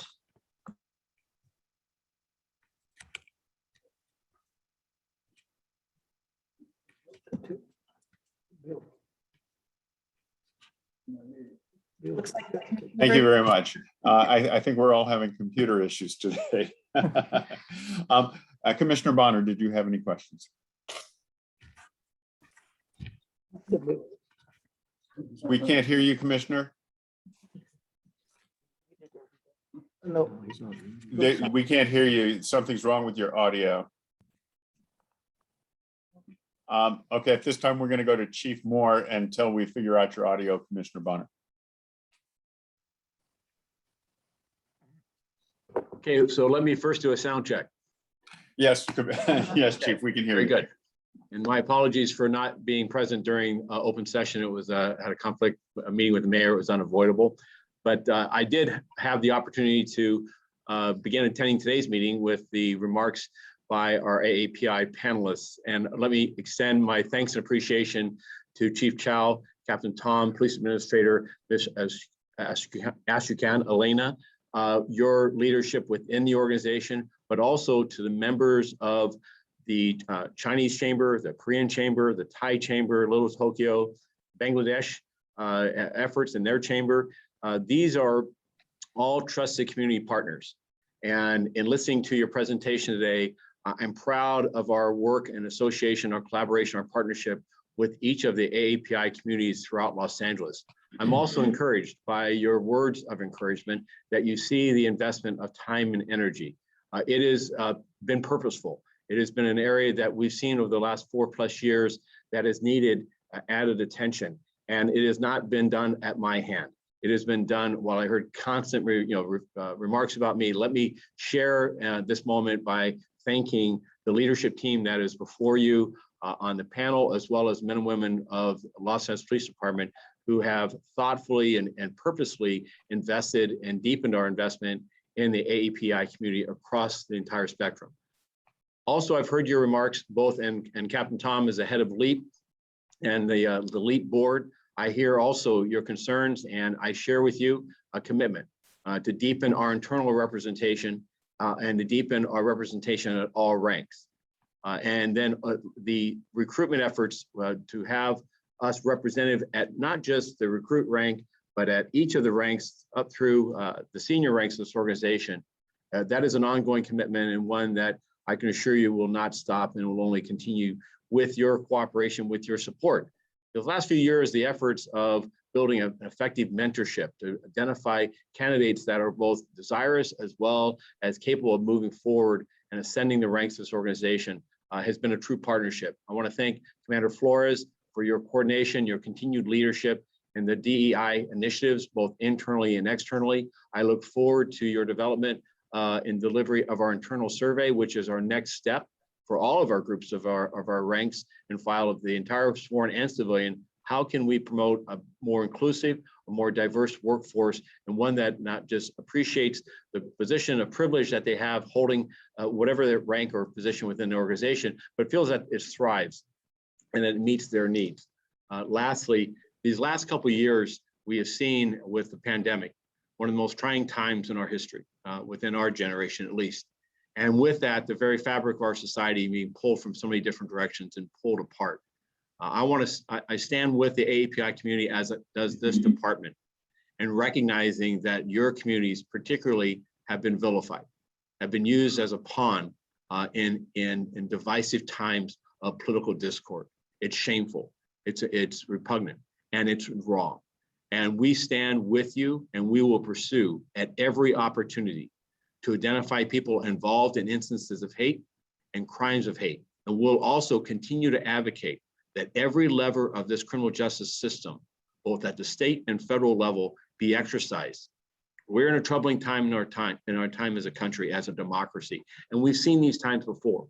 And what we know is that by pulling together and working on common values and the common pursuit of justice and fairness and equity for everyone, that we can emerge from this a better and stronger nation. But it begins at every neighborhood. It begins with every interaction. This department stands with you and will commit that not just those who represent you as far as their diversity and their origins, but every member of this organization, that we embrace the diversity and the richness of our community as an opportunity to build a safer Los Angeles. So I'm proud of the work of the presentation today. I particularly want to thank the community attendees for your continued investment in us, and I also listen intently to the areas in which we can improve. And I'm also encouraged, as a word of encouragement, that the budget that has been approved by the council, its final vote, I believe, is this week, and has been proposed by the mayor and is subject to his adoption, is a budget that helps invest more deeply in this organization, providing the very types of relationships and responsiveness that you've asked for. A highly visible, trained, and disciplined and equipped workforce of policing is 21st century policing. And I'm encouraged that the restoration of positions that have been lost over the pandemic, the restoration of services, and the deepening of investment in this organization is going to allow us to meet the needs that you've expressed. So thank you for this opportunity, Commissioner Briggs, and I welcome the presentation today. Thank you, Chief Moore. Commissioner Bonner, do you want to try now? We still can't hear you. Sorry, Commissioner Bonner. I want to echo the chief and my fellow commissioners. We really appreciate such an outstanding presentation today. Thank you, everyone in the room. Thank you very much. And at this time, we're going to go to item 1 on the agenda, the chief's report. Thank you. Turn this off. Morning, Commissioner President, members of the Commission, Mr. City Attorney, Mr. Inspector General. Thank you in providing my remarks, and thank you for accommodating with delaying my report. Today's report does have some significant elements that I wanted to personally address. Regarding our COVID update and our efforts there, we saw 35 new cases this last week. The majority, 2/3 of them being in our sworn ranks, with 11 of these individuals being our civilian professional work class. Last week, that number was 36. So the increase that we've seen has leveled off to that point. However, I am hearing reports more recently, the last few days, of additional cases. So I do fear that we are facing an increase, much like the rest of the county is in the region, and protective measures with masks and other personal protective efforts with sanitation, workstations being cleaned, social distancing are all in place and will continue. We have 120 people who are at home recovering. That number was 126 last week. So much as we're seeing in the region, the infections that we are seeing, while we're seeing an increase in the volume over the last 2 to 3 weeks, we are seeing the severity of those cases to be relatively minor. More flu-like symptoms, and the duration of the absences are relatively short and consistent with the CDC guidelines and city requirements. We have, and I have been reporting for now 9 months, a hospitalized individual that was severely impacted by COVID. This last week, significant improvements have been made. I am hopeful that he is going to fully recover and be able to move from his hospital setting, which has been just a devastating impact on himself, his family, and the workplace that he comes from. So I spoke with his wife this morning, and again, just I'm encouraged by the miraculous work of our doctors, and I'm hopeful that we will see his recovery. Moving over to events, I've got a number of events I want to talk just briefly about. First, this last week, I was honored to sit on 2 panels hosted by the Department of Justice and Bureau of Justice Assistance, where we discussed the critical importance of building trust in Los Angeles experiences and the panel was the National Summit on the Project Safe Neighborhoods. It's an initiative that we have in the Southeast 77th area, an initiative to help lower violence by working with our communities, working effectively and long-term problem-solving efforts to identify the underlying influences of the violence and particularly the gang violence we see in those areas. Joined by other panelists that spoke of their history, whether it be from Seattle or other parts of the country, and it was again a good panel, good experience, and one I enjoyed being a member of. Last Wednesday, I had the ability to attend the restarting, if you will, of Ceasefire. It's a weekly meeting that has been held in South Los Angeles involving a number of community intervention workers and ambassadors. It was an outstanding opportunity to sit down and listen for a couple hours and to them, hear their concerns, and also share with them the critical importance of grid providers and their efforts and what the department can do to help and support them as they work with us and a critical element in trying to stem the increase in shooting violence that we see in South Los Angeles and we've seen over this last now 2 years. I also had the ability to attend some community events this last week. I want to thank Devonshire area for sponsoring both of those, as well as Valley Traffic. The building with our communities, effective relationships, whether it was Build a Bunk Bed initiative that provides bedding for children who don't have a place to rest. That community build was with the LDS Chatsworth Stake, but also St. Baldrige was an effort led by retired Lieutenant Greg Doyle for in support of childhood cancer. These were community events that one was held in the Porter Ranch area, and it was good to see out and about with our community in outdoor settings, safe settings, and one that are bringing people together and the critical importance of our partnership with them. Yesterday, the department joined participated in our Asian Pacific Islander Recognition Heritage Month, and we made a press conference to talk about and showcase the panel that you saw presented by today's meeting. And that panel, I want to send a thanks and appreciation to the Los Angeles Police Foundation, as well as LEAP, who did both the historical research necessary, as well as the design.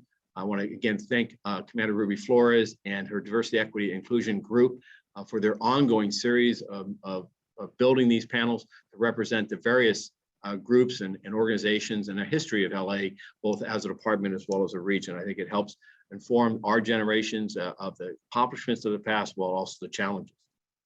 On a more unfortunate note, this last week also saw a news report that I want to comment on involving a remark involving a SWAT officer, a Los Angeles Police SWAT officer, who made an inappropriate remark as he was standing with other SWAT officers in the initial stages of their response to a barricaded suspect. That barricaded suspect later resulted in an officer-involved shooting. Now, this incident occurred on May 3rd in the 100 block of West 5th Street, and it's been reported to this commission earlier. The remark was discovered by the Metropolitan Division commanding officer as he reviewed body-worn video from the event. And the remark was not made by either of the officers who were later involved in that officer-involved shooting. The officer who made the remark, once the video was discovered, was immediately removed from the field, and a misconduct investigation has been initiated. That investigation will include a review of his background within the SWAT unit, including any prior uses of force and his performance from the SWAT unit overall. As I remarked in the news reports, SWAT has my highest level of confidence, as well as my highest expectations of any tactical unit in the department. Reverence for human life remains our guiding principle in our use of force policy, and our words and deeds must always represent that reverence. I'm also aware of a reference to pending litigation involving a former supervisor in SWAT regarding a claim that there was problematic members who glamorized the use of lethal force. I do not believe that allegation or others in this litigation have any merit. However, the department is conducting a 10-year review of SWAT operations that will examine all responses to barricades, high-risk search warrants, and other SWAT operations. Included will be a review of all uses of force by individual officers, as well as the unit itself for any potential problems or patterns. Once that review is completed, I'll provide that report to this commission for its consideration. Certainly, the Office of the Inspector General is welcome to participate and monitor the review to ensure the commission that this effort is a fair and comprehensive effort. Certainly, I'm available for any further conversation or comments regarding that. I want to now move to categorical uses of force that occurred during this past period. Two of them involved an officer-involved shooting, both that were involved no hits, and the categorical use of force involving pressure or force to the neck. Regarding the first event, this is an officer-involved shooting that occurred in the Rampart area on the 17th of May at approximately 1:45 in the afternoon. At that time, Operations West Bureau Surveillance Task Force personnel were conducting a surveillance operation on a named assault with deadly weapon suspect who was later identified as Jamie Vendevel, a 43-year-old male Filipino. This individual was also wanted on a fugitive warrant with the United States Marshal. While monitoring the location, the surveillance team observed the suspect exit the 200 block of North Westlake Avenue. With one uniform chase unit, the West Bureau Task Force personnel opted to follow him as he drove off in his vehicle, and they requested an additional backup. During the following, West Bureau personnel directed the chase unit to attempt a traffic stop. The suspect failed to stop his vehicle. Shortly afterwards, he collided with another unrelated vehicle, resulting in his own car being disabled. Suspect exited his vehicle, armed with a firearm, and carjacked another vehicle nearby. Mr. Vendevel then fled from the officers and that stolen vehicle. There was an airship overhead, and Rampart patrol units were directed to his location. Rampart patrol officers initiated a vehicle pursuit.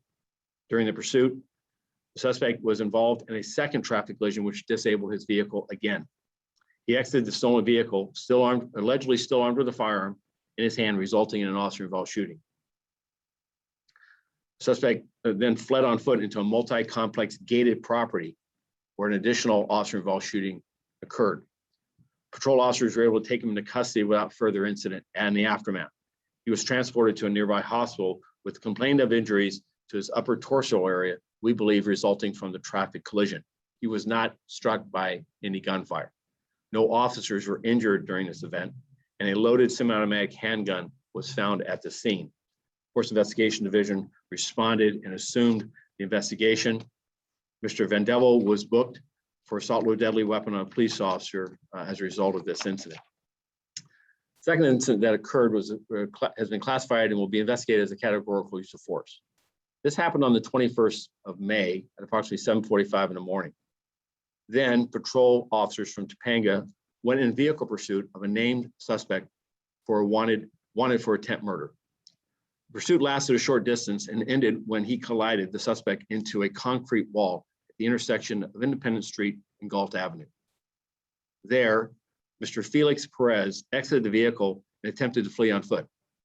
Officers attempted to take him into custody, and he reportedly resisted, resulting in a categorical use of force. During the use of force, an officer contacted or made contact with the suspects in Mr. Perez's neck area and a force against that neck area, which constitutes a categorical use of force investigation. Mr. Perez was taken into custody without further incident and was taken into custody for his attempt murder. He was transported to a hospital for minor injuries that occurred during the traffic collision. He was treated and deemed okay to book, meaning he was released from the hospital and has been placed into a booking setting. No officers were injured during this incident. Again, on the basis of the force used involving the neck area of Mr. Perez, this is now a categorical use of force. That investigation will be reviewed thoroughly, and recommendations by me to this board, the commission, will follow. The last incident occurred last night at approximately 6:40 at night. Officers in the Newton area observed an individual later identified as Anthony Lamont Hill, male, black, 18 years of age, in the 2200 block of East Washington Boulevard. They observed him walking with what appeared to be a handgun in his rear pocket. These uniformed officers conducted a U-turn, and Mr. Hill ran from the officers with a dark object in his hand. The officers went code 6 and exited their vehicle, anticipating a foot pursuit. As they exited their vehicle, reportedly the suspect, Mr. Hill, pointed a handgun at the officers, resulting in an officer-involved shooting. Metropolitan Resources responded, and Mr. Hill was taken into custody without incident approximately 60 minutes after the event. As he fled the officers, he climbed onto an elevator surface, and at that point, this became an open barricade. Our investigation to this point has identified that the officer's uniform or black and white vehicle suffered 2 gunshot impacts. A weapon was recovered from the location. It was a ghost gun, a polymer 80 9mm with 2 rounds in the magazine and 2 rounds within 10 feet of the magazine. The gun had laser sights on it. In the interrogation of Mr. Hill, it's my understanding that he admitted to shooting at the officers during this incident. The Force Investigation Division is handling this, and the suspect is in custody and has been booked for attempt murder on police officers. As a result of last night's officer-involved shooting, we now have 9 officer-involved shootings year to date versus 16 last year. The average is just under, the 4-year average is just under 12. We've had a total of 3 fatal officer-involved shootings this year. Last year, that number was 6. Our 4-year average is 5. Moving next to our crime report, this last week essentially saw a flattened number of crime instances in comparison to the same time last year. What that means is last week we had 3 homicides, the same as we had last year. When we look across the last 4 weeks, I'm encouraged because we have seen a reduction from 11 homicides that occurred 4 weeks ago. That number reduced to 8, 6, and now this last week is 3.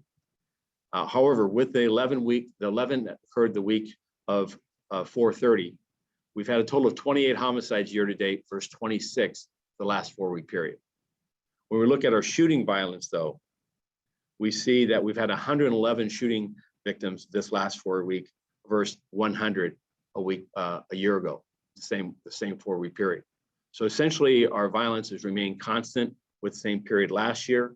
We're focusing on ensuring that we identify those that are carrying weapons, that we're identifying interrupting the flow and trafficking of guns, and that those identified as being responsible for shooting violence and also armed robberies, any type of firearm has been used, is that we're focusing investigative resources to identify and bring them before the criminal justice system.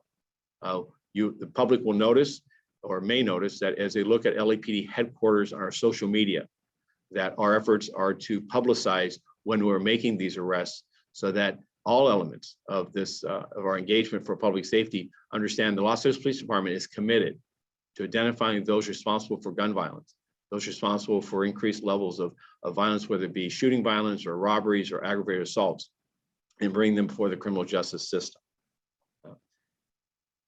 I'm going to move next to our personnel strength, which has remained unchanged. However, I was given information regarding our June class participation, which will represent the last class, academy class for this fiscal year. And preliminarily, we have 44 members that will be joining that class, which will bring our hiring numbers for the year at 576. 576 individuals joining the Los Angeles Police Department represents a more than a decade high in the number of police personnel recruits that we've hired at any one year. However, it still falls short of the 740 that we aimed for and the 60 recruits per academy class that is our desire. With the pending approval of the budget, our commitment remains to hire to capacity every 4 weeks, approximately 60 recruits to that workforce to be, that makeup to be made up of a diversity that represents the department, but also that represents the city's population from a demographics, that also increase the number of women within the organization as we look to build and deepen the diversity within LAPD. We recognize that pursuit of that also is going to require not just our ongoing efforts in targeted marketing, specific to the communities of the African American, AEPI, and women within our communities, but also the housing initiative that Commissioner Soboroff has been generous enough to champion and to garner interest by recruits that are perhaps negatively impacted by the cost of housing, the cost of rental housing in Los Angeles. But also we're currently working in the final throes within Chief Choi's work group, Captain McCraney, with identifying other incentives, incentives such as an additional incentive to come onto the department, a financial incentive, and also an incentive for members of the organization to attract qualified members to join this department. Our goal this next year is to hire 780 recruits, which will be a high water mark for us. You'd have to go back to 2007, 2008, the last time the organization was attempting to rebuild or to deepen and broaden its representation for a similar goal and ambition. I believe we can reach that, working with the personnel department, shortening the time frame in which an applicant applies until the time in which they start an academy seat, and also these other incentives that I've referenced. More information on the latter part, the financial incentives, will be brought before you in the coming weeks as we will seek council support and mayor's support to achieve. And with that, that concludes my remarks, and I'm happy to answer any questions. Thank you, Chief, and thank you also for addressing the issue with respect to the Metro Division, and particularly the issue with the individual in SWAT. My concern was not only for the comments that were made, but also the reporting around an alleged SWAT mafia. So I'm glad that you're being proactive in terms of investigating that, looking back, conducting, and will be providing us with a report. I would ask that the Inspector General monitor that, and if necessary, report back to the commission independent of the department, because I think that particularly in light of the times in which we find ourselves, is just too ugly a parallel to what we see in other departments. And we certainly don't want that here in the LAPD. So thank you very much. With that, I'm going to ask whether or not any of the other commissioners have questions for the chief with respect to his report or any other issues. Commissioner Decker. Thank you. And thank you, Commissioner Briggs. I would like to reiterate the request of the Inspector General. So thank you for doing that. And thank you, Chief, for that review. But with respect to the comment that was made by the SWAT officer, that investigation that's being conducted, I wonder, what I would like to ask you, Chief, is just so that there's a public record regarding and an explanation of potential disciplinary process. Looks like there's always a lot of confusion about what comes to the commission. That matter will not be coming to the commission, but if you could just explain briefly the disciplinary procedure, the misconduct investigation, potential disciplinary procedure that such an incident prompts, just so that the public is clear regarding that. So this is an administrative investigation. The nature of the comment, which allegedly is good, the words "good hunting," it does not constitute a crime. It's an administrative investigation because the comment on its face constitutes an inappropriate comment or inappropriate remark, which is an administrative count of misconduct. The department, LAPD Internal Affairs, will conduct the investigation of the allegation. We'll review all the body-worn video and any other evidence, and also with a due process interview and compelling remark account from the involved officer and any witnesses. That will then be reviewed by the chain of command up through and eventually to my desk for recommendation as to the count of an inappropriate remark being sustained or otherwise. If it is sustained, then there is an application of discipline for misconduct. And that discipline is a decision by the charter authority placed on as my responsibility, squarely my responsibilities. And then I can take that discipline actions from anywhere from an admonishment to an official reprimand, suspension of days up to 22 work days of the loss of pay, so just over a month's salary, or I can recommend a board of rights for a penalty stronger than 22 days or harsher than 22 days, up to and including the individual's removal. That board of rights tribunal then made up of a selection of 3 panelists, as many as 3 civilian members selected by a lottery system between the department and the accused employee, then hears a tribunal of the facts and comes to a determination of guilt or innocence based on the allegation of misconduct. And then they make a decision. If they find guilt, then they can prescribe a penalty up to and including removal. Their penalty cannot be increased by me. It can be reduced by me as the chief of police. I'm the final reviewer of that. By California state law, the penalty I'm restricted by discussing it, other than the fact that the count is either sustained or not sustained. In other words, and whether or not a penalty was imposed. And with that, the Office of the Inspector General has full unencumbered access to all aspects of the investigative process, as well as the adjudication and my ultimate action taken. Thank you, Chief. I'd like to turn to the issue of ghost guns, Chief.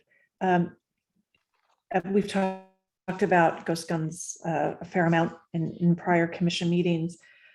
My question relates regarding the annual statistics, because weekly we get and publish the firearms booked into evidence. The department is keeping track of ghost guns separately, and I just wonder whether my request is for the department to consider adding that as a category. It may.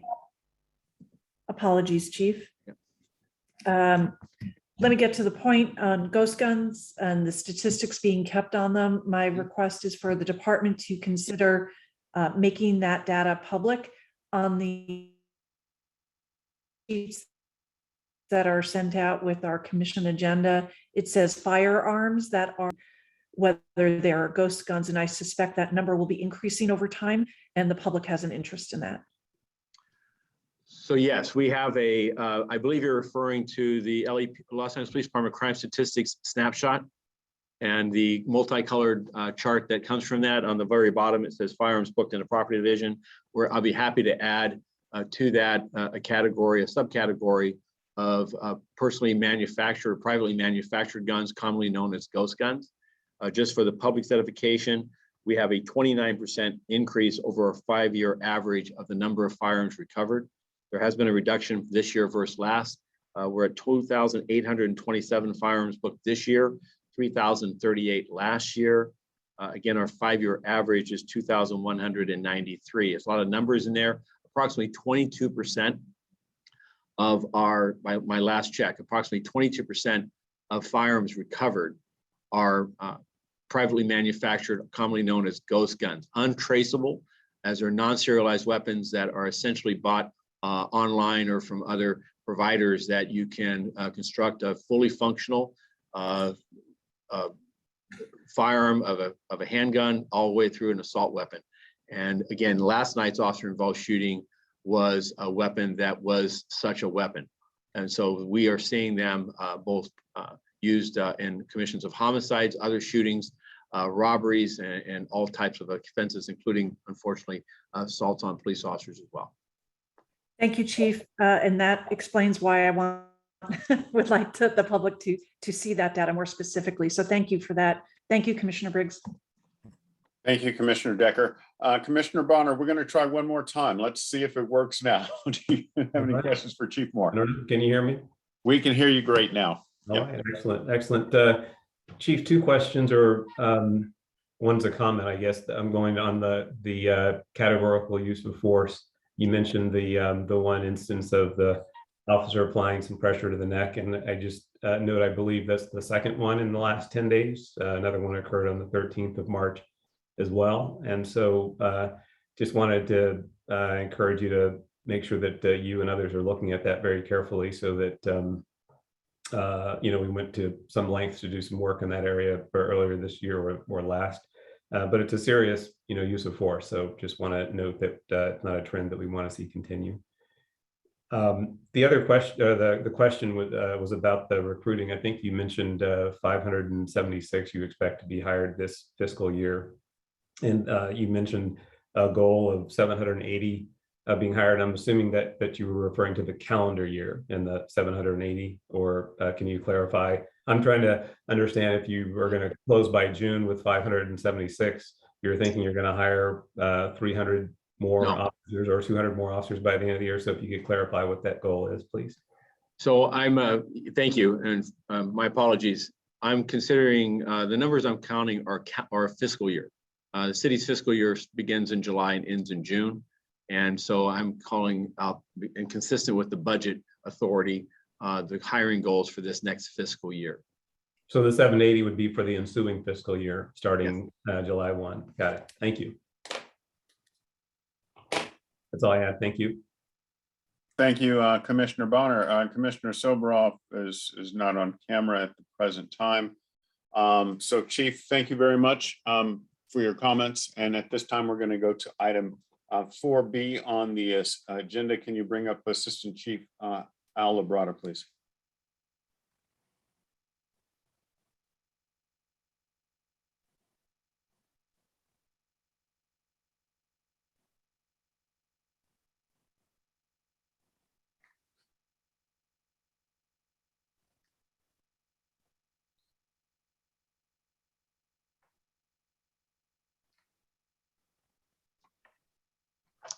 Good morning. Morning, Chief Labrada. Good morning, Chief. Good morning, Commissioners, Mr. T. Fink, Mr. Smith. Thank you, and Mr. Song as well. Thank you for the opportunity to get on the call today. Again, for the members of the committee, for the commission, as well as the community, I'm Al Labrada, Director of Office of Special Operations, and I'd like to give you a report related to our immigration efforts here in Los Angeles relative to task forces and our continued efforts to build trust with our communities. I have worked alongside our communities for the last 14 years as one of the liaisons for the department, as well as our advocates here within the city of Los Angeles, to ensure that our policies are consistent, not only with the law, but more importantly, the department's policies relative to support of our residents. As you are aware, the COVID pandemic has caused significant lack of communication, but more importantly, trust issues, as well as abilities for our communities to continue to work hand in hand. However, despite these challenges, the department's commitment remains consistent to all of our communities, regardless of their background, immigration status, and all efforts are made to ensure that department personnel continue to go above and beyond the legal authorities and strictly comply with constitutional policing.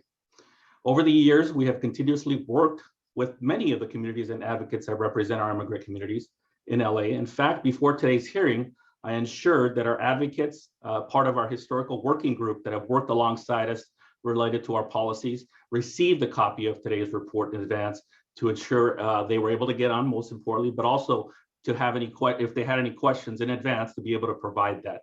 It's important to continue that dialogue, but more importantly, that communication.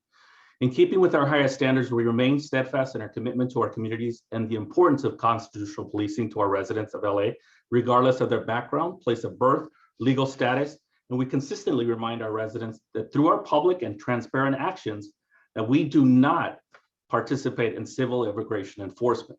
Our policies have been directed to help ensure ongoing support and compliance with Special Order 40, and through the leadership of Chief Moore, alongside the work of our advocates, and more importantly, proactive responses to our immigration advocates and community leaders, we continue to build that.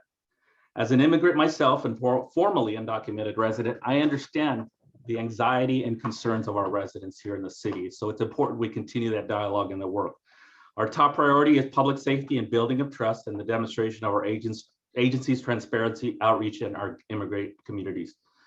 Our ongoing focus remains ensuring the victims and witnesses are not afraid to contact LAPD and report crimes. That was one of our biggest concerns when it comes to language barriers, and more importantly, the lack of trust that many of our residents in several countries here in Central and South America face when they come to the US. We need them to report crimes, but overall, with the higher number of calls for service, we know that we're making improvements in having that communication built within our communities and improving the reporting of crimes. The efforts of our department remain consistent with the principles set forth in the California Values Act, with the department's commitment to protecting the public from crime and other harm through collaborative partnerships, including the fair and impartial enforcement of the law, regardless of a person's race, ethnicity, national origin, or civil immigration status. Our practices throughout 2021 related to ICE detainers remains consistent in ensuring compliance. As the report depicts, our department received 363 detainer requests in 2021 during the 12-month period, and we honored none. Only that three that I'll discuss here shortly regarding ICE transfers of warrants that were issued for arrest of an individual. In short, the response of our primary when it comes to task force, the enforcement of criminal behavior when it comes to federal crimes. The importance of the department's efforts is relative to the violence of crime, gang crime, weapons, narcotics trafficking, human trafficking, child pornography, human trafficking, as well as counterterrorism efforts through joint operations with ATF, FBI, U.S. Secret Service, Customs Enforcement, and Homeland Security investigations. We can report at this time that we have had no immigration-related arrest. While we continue to make numerous arrests for serious and violent crimes that can significantly affect the public safety here of our city, but which were unrelated to the individual's individual's immigration status. The investigative task force reported in the Immigration Enforcement Report dated May 8th from Office of Operations, Counterterrorism, and Special Operations Bureau, as well as Detective Bureau, depicted department-wide task forces of 24.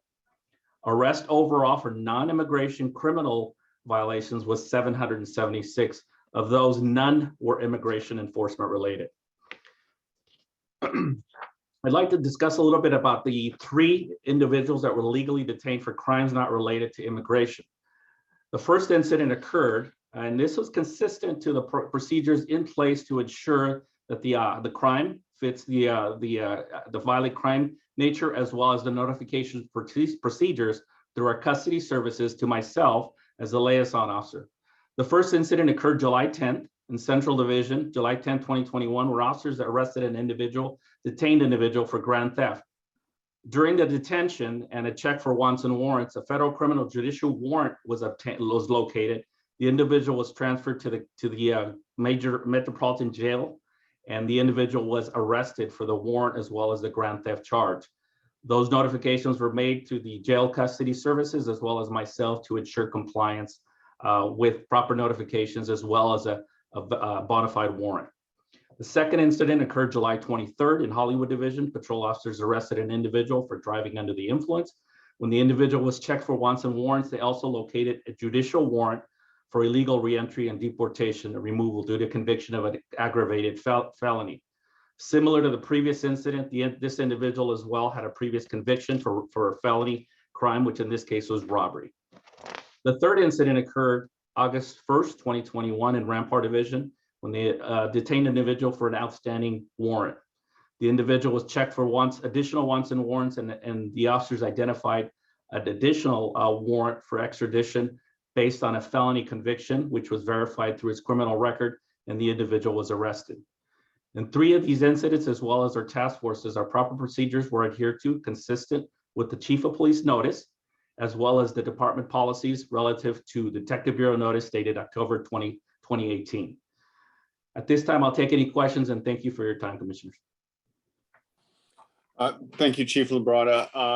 I'll start with Commissioner Decker. Commissioner Decker, do you have any questions for Chief Labrada? Commissioner Decker, I think your screen is frozen. I'll therefore go to Commissioner Bonner. Commissioner Bonner, do you have any questions? No. Commissioner Decker, you're back. Did you have any questions? No. Commissioner Soboroff. Any questions? No. Chief Lebrada, thank you very much. Thank you. Thank you. At this time, we're going to go to item 4C on the agenda. You need to vote on that item, sir. Oh, thank you. I move that we approve the report. Is there a second? Second. Thank you. All in favor, say aye or raise your hand. Aye. Thank you. The motion carries. Thank you. Let's go to item 4C on the agenda, please. Good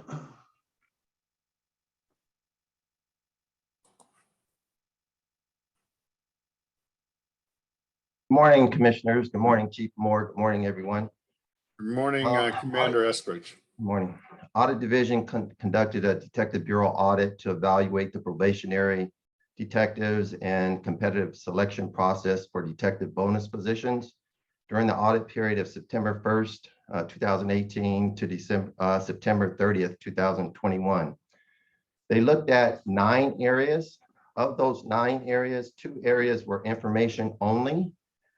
Of those 7 areas, the next 7 areas, of those 5 of the 7 areas, we had a 90 to 100% compliance rate. There were 2 areas that we were deficient in, and one of those areas were the completion of probationary detective performance checklist, which we had a 50% compliance rate. Audit Division looked at 10 packages. Of those 5 packages, selection packages, 5 were incomplete. What we've done to resolve that is we've shared this audit with all the bureaus as well as area divisions. We've shared it with detective commanding officers. We've also sent out the new the policy and procedure regarding the checklist for probationary detective performance.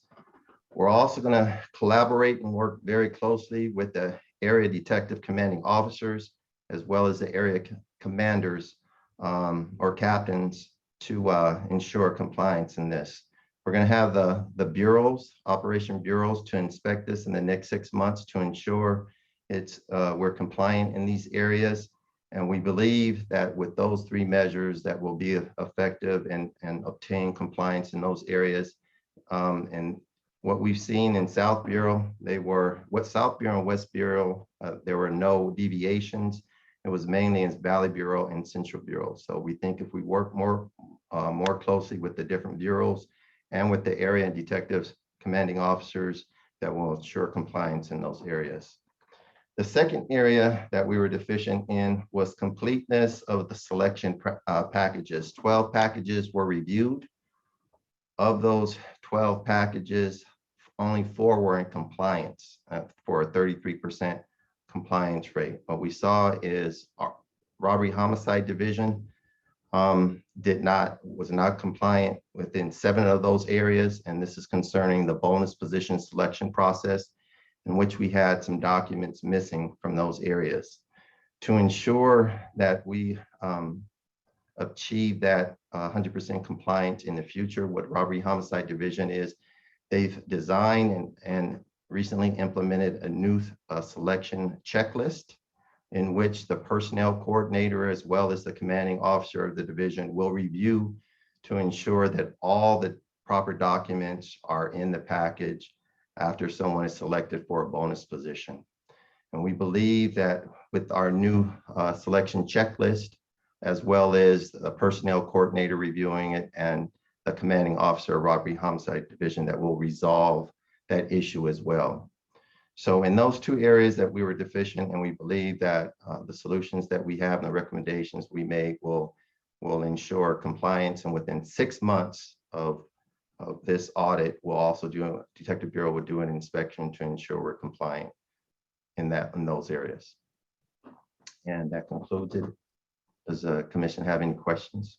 Commander Eskridge, before I turn it over to the fellow commissioners, can you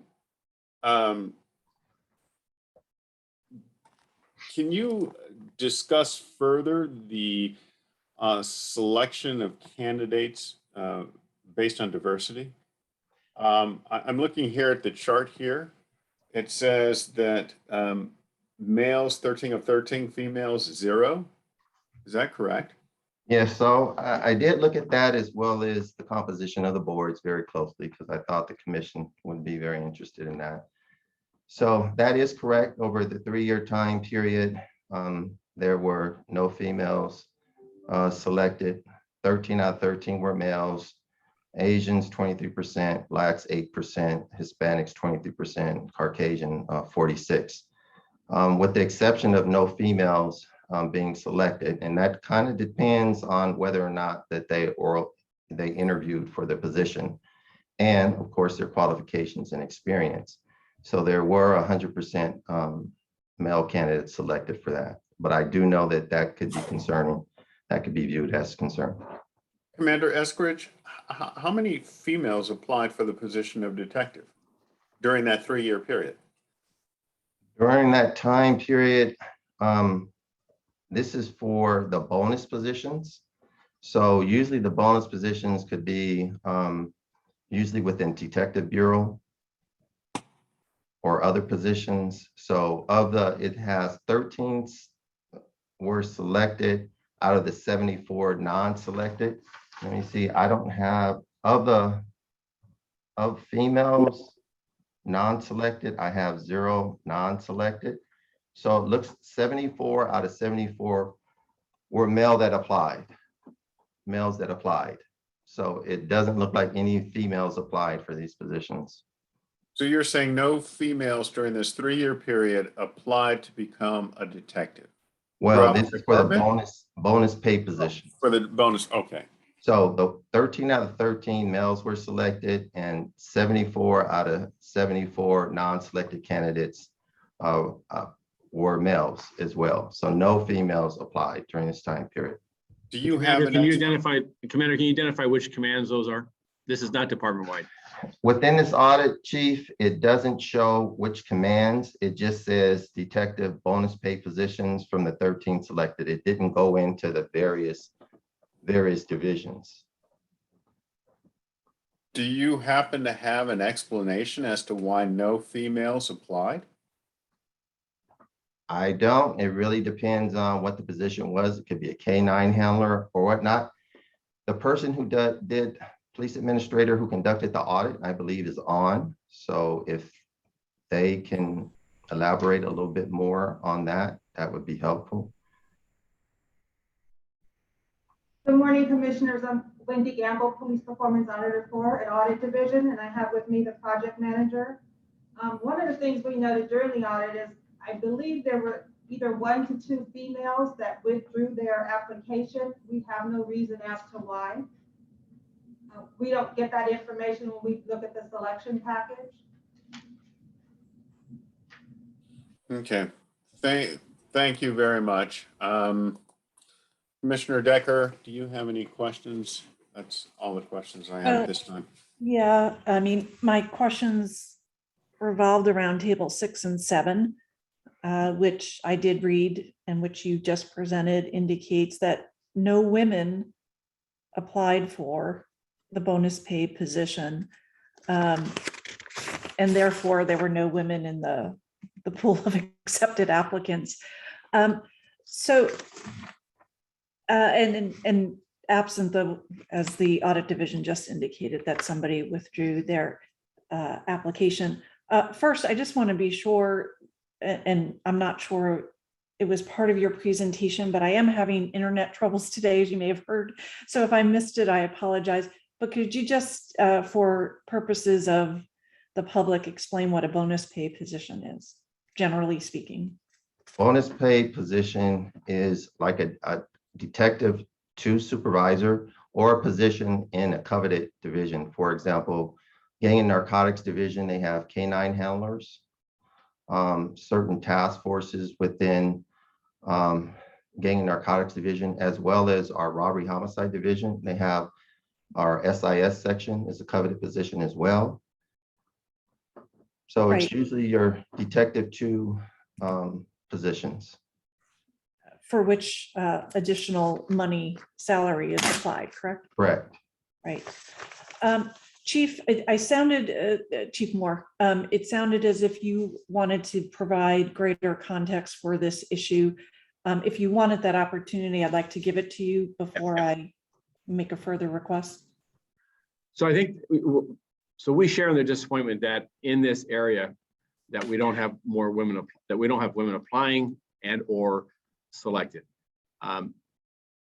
Women representation within the detective ranks is not, is an area that we're, as across the department, we're striving to improve. These are positions that are firearms and explosive, narcotic detection, handling. These are specialized positions that are more field oriented than say a traditional detective position. I just want to be clear that it wasn't representative of no women being selected in specialized positions and detectives across the entire department. This was a subset, but it's also one that I want us to ensure that we encourage and solicit and seek out qualified applicants, and that there not be, just as in our Metro and our SWAT initiatives, that we're doing outreach and engagement. This report indicates to me a substantial need to invest in that going forward. We're not satisfied with the fact that it's 0 out of 33. It should be more representative of at least a feeder pool, the core group of detectives that are made up of, whose makeup is of women. Chief, do you know offhand the percentage of women who are in Detective Bureau? Well, let me say that within the organization, I have to know, I think it's 22%, maybe as high as 25%. Within Detective Bureau, that's a subset of the overall number of detectives, about 1,500 detectives across the entire organization. So I have that statistics. Commander Estridge or Chief Pitcher from Detective Bureau can give that subset. People who applied for these positions, though, would be able to be a feeder pool of the group. They could be solicited from throughout the organization. So I wouldn't look to the makeup within Detective Bureau alone. I would look to across the entire makeup of the organization. Understood. All right. Commissioner Briggs, I would like to request a report back from the department on, and by the way, I may not use all the correct verbiage, so I would ask the department to work with the executive committee to be sure that the report is fully flushed out and provides information. But what I would like to get is a report from the department on, and I should add, I believe you'd have to work with the personnel department for every position in the department, promotional or a position that has increased salary associated to it, whether it be this bonus pay here. I would like to know for at least the last year, the number of women currently in those positions, the number of positions that have been open, and the number of women that have applied, and the number of women who have received those positions for every promotional position in the department. Again, I may not have used all the correct terminology, but I'd be happy, Chief, to work with Commissioner Briggs and whoever you assign in the department to ensure that this report back to the commission provides all the data that we're really seeking. I think you're absolutely, any pay grade of advancement opportunity and any promotional opportunity by rank. I think those two, that's material that we do track within personnel division and within, so that's readily available. Very good. I want to be sure it's, it also reflects the number of women who applied and the number of women who actually received the position. Yes. That tracked as well. It'll be the applicant, it'll be the number of applicants, the breakdown, the ethnic and gender breakdown, and then we'll go by pay grade and then by promotional opportunity by civil service class. Very well. And then whoever you determine will be responsible for presenting this report to the commission. Commissioner Briggs and I'm sorry, sir, I'm volunteering you. I assume the executive committee would be the appropriate place to flush this out in advance to be sure that the commission as a whole, that we make our efforts, present the commission with all of that information. And I will just preview from there, there are reasons women are not applying for these jobs. And I think the department has to get to the bottom of that, and the commission, frankly. We all hold responsibility for ensuring all of these positions are not just equally available, but that people are encouraged to apply for all these positions, because absent that, the glass ceiling can never possibly be shattered. So from my perspective, I'll move on to another topic. And I'm not sure, Commander Estridge, if this is for you or whether it's for Audit Division, but I just had a question on Objective 2A, which you did address in your presentation. That is the checklist. And I understand the findings, but my question has to do with one of the recommendations listed in the report, which indicated that it was recommended that the probationary individual go to school or training course to improve proficiency in those areas. However, when I read the report, I took the checklist as a department deficiency, not necessarily a deficiency of the probationary detective. So I was wondering where that recommendation came from, or perhaps am I reading the report incorrectly? Audit Division made that recommendation. Usually detectives do go to detective school either prior to making detectives or during the 6 months of detectives, although it's not mandated. Right, but that was a recommend, and I don't dispute that should happen, right? But it was a recommendation, or at least I read it as a recommendation for the deficiency in completing the checklists. And I just didn't get the connection between the two. Perhaps I'm misreading the report. No, you're correct. Audit Division made that recommendation, so maybe they can speak to that. Okay. Commissioner, I'll go ahead and speak to that. The recommendation that we made in reference to completing the checklist is that we recommended that the department create an instructional plan on how to complete the checklist. That's a little bit different than the other related matter that we reported. The other related matter that we reported is just giving information as to how many detectives attended detective school prior to becoming a detective or while they were in that role. So those are two separate things there. Right. And it could be that I'm misreading the report, but let me just see if I can find the exact spot. Because am I correct that the failure to complete a checklist is not the individual detective's responsibility? Is that right? Correct. It's the supervisors. Right. And so you're making the connection between the supervisor and the detective actually going to detective school. Right. And that's why I didn't quite understand that connection. Oh, by the way, I don't dispute that detectives should go to detective school, right? I just didn't get the connection to the checklist. And maybe I'm overreading the report, which is certainly possible. Maybe it's just to enhance their proficiency, but I do understand the lack of connection or difficulty. It would not seem connected to the checklist, although certainly going to detective school is, people should be very proficient in all of those skills, and the checklist is supposed to identify that, correct? Right, and also to help them with their proficiency and to retain their proficiency as well. Okay. Are we talking about page 12 of 13 and recommendation number 1? That's why I think we be centered on this, and then we can ask Audit Division specifically on that. Yeah, give me 1 second, Chief, to get to page 12. Sorry. If my computer would stop freezing, it would be helpful.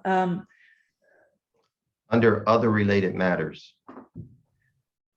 So actually, I think it was above. So let me just take a quick look here. I tell you what, let me just pull up the page, and I don't know if Commissioners Bonner or Soboroff have a question, Commissioner Briggs, but while I find that specific reference, perhaps another commissioner has a question. Sure. Commissioner Bonner, do you have any questions while Commissioner Decker finds this? I issue? don't. Nothing to add here. Thank you. Okay. Commissioner Soberoff? I'm good as well. I'm good as well. Okay. Commissioner Decker, we'll go ahead and wait till you find it. Very well. So none of my fellow commissioners are going to bail me out here, I understand. Why don't you have a technology? Let me draw you to Technology problem. Let me draw you to page 12, recommendation number 1.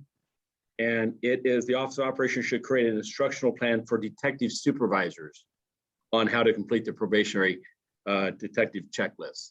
So that I don't have a problem with. That's not what was said earlier. So I just wanted to be sure if that is the ultimate recommendation, then I don't have a problem with it.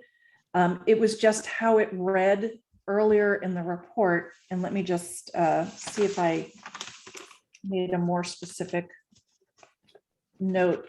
I think the way it reads on page, the recommendations on 12 and 13 are fine. Okay. Previously, it did not state that, and that's where my confusion came from, Chief. Right. But if Fair. that is the ultimate recommendation, then I have no problem with that. And I'll leave it at that, Commissioner Briggs. Thank you, Commissioner Decker. At this time, there being no further questions, I move that we approve the department's report. Is there a second? Second. Motion's been made and seconded. All in favor, say aye. Aye. Aye. Aye. Motion carries. Thank you very much, Commander Eskridge in the Audit Division. Thank you for your time today. At this time, we'll move to item 4C on the agenda. Good afternoon, Commissioners. My name is Sergio Sais, and I'm the officer in charge of the audit that was conducted with Custody Services Division.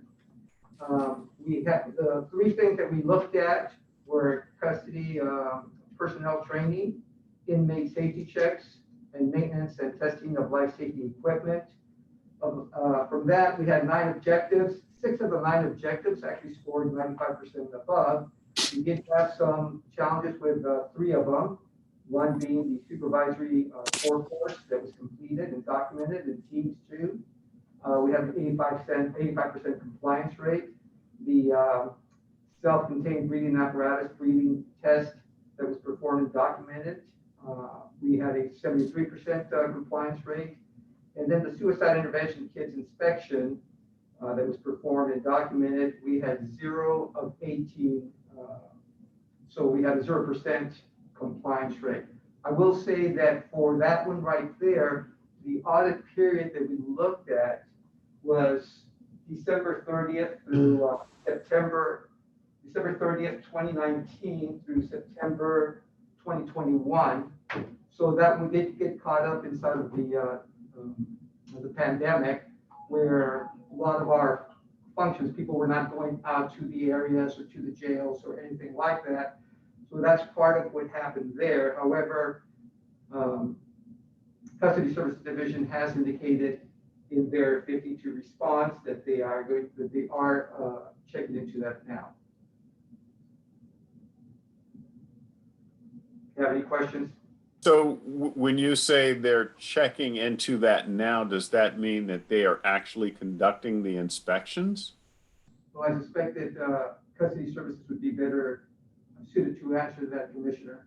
But in their 15.2, they did indicate that they were aware of it and that they were going to be checking into the suicide inspection kits. And Commissioner Briggs, I believe Captain Orlando Chandler was just brought online. Thank you, Commander Laurie. Commander Chandler, does this, we're concerned with this item here where there is 0% compliance. Does this mean that suicide intervention kits are now being inspected?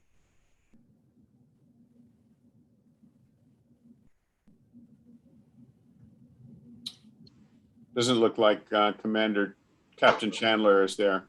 I'm here, Commissioner Briggs. Can you hear me now, sir? We can hear you now. Yes, thank you.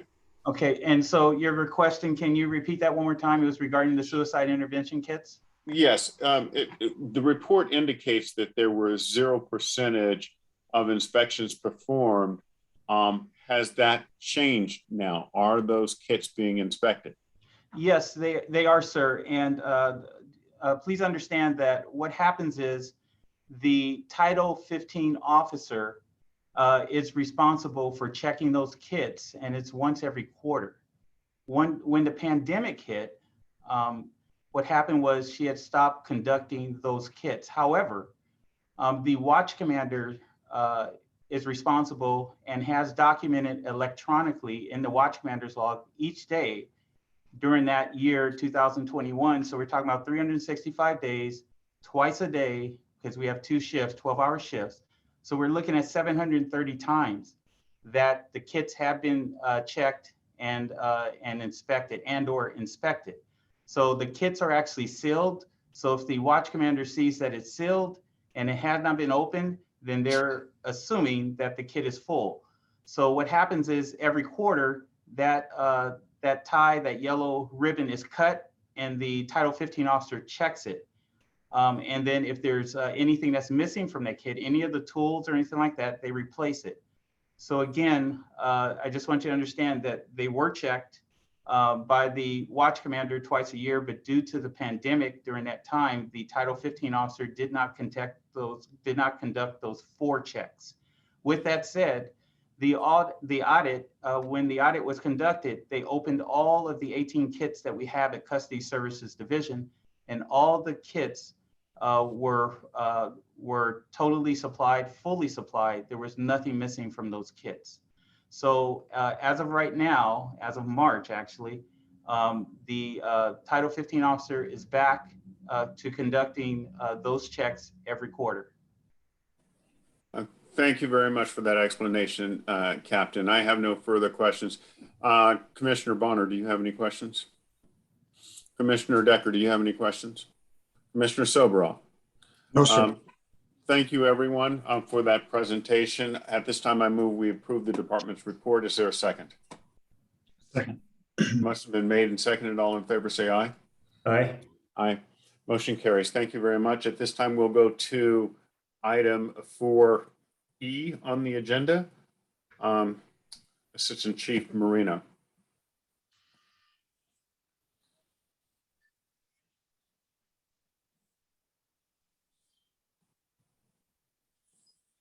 Good morning or good afternoon, Commissioners, Commissioner Briggs.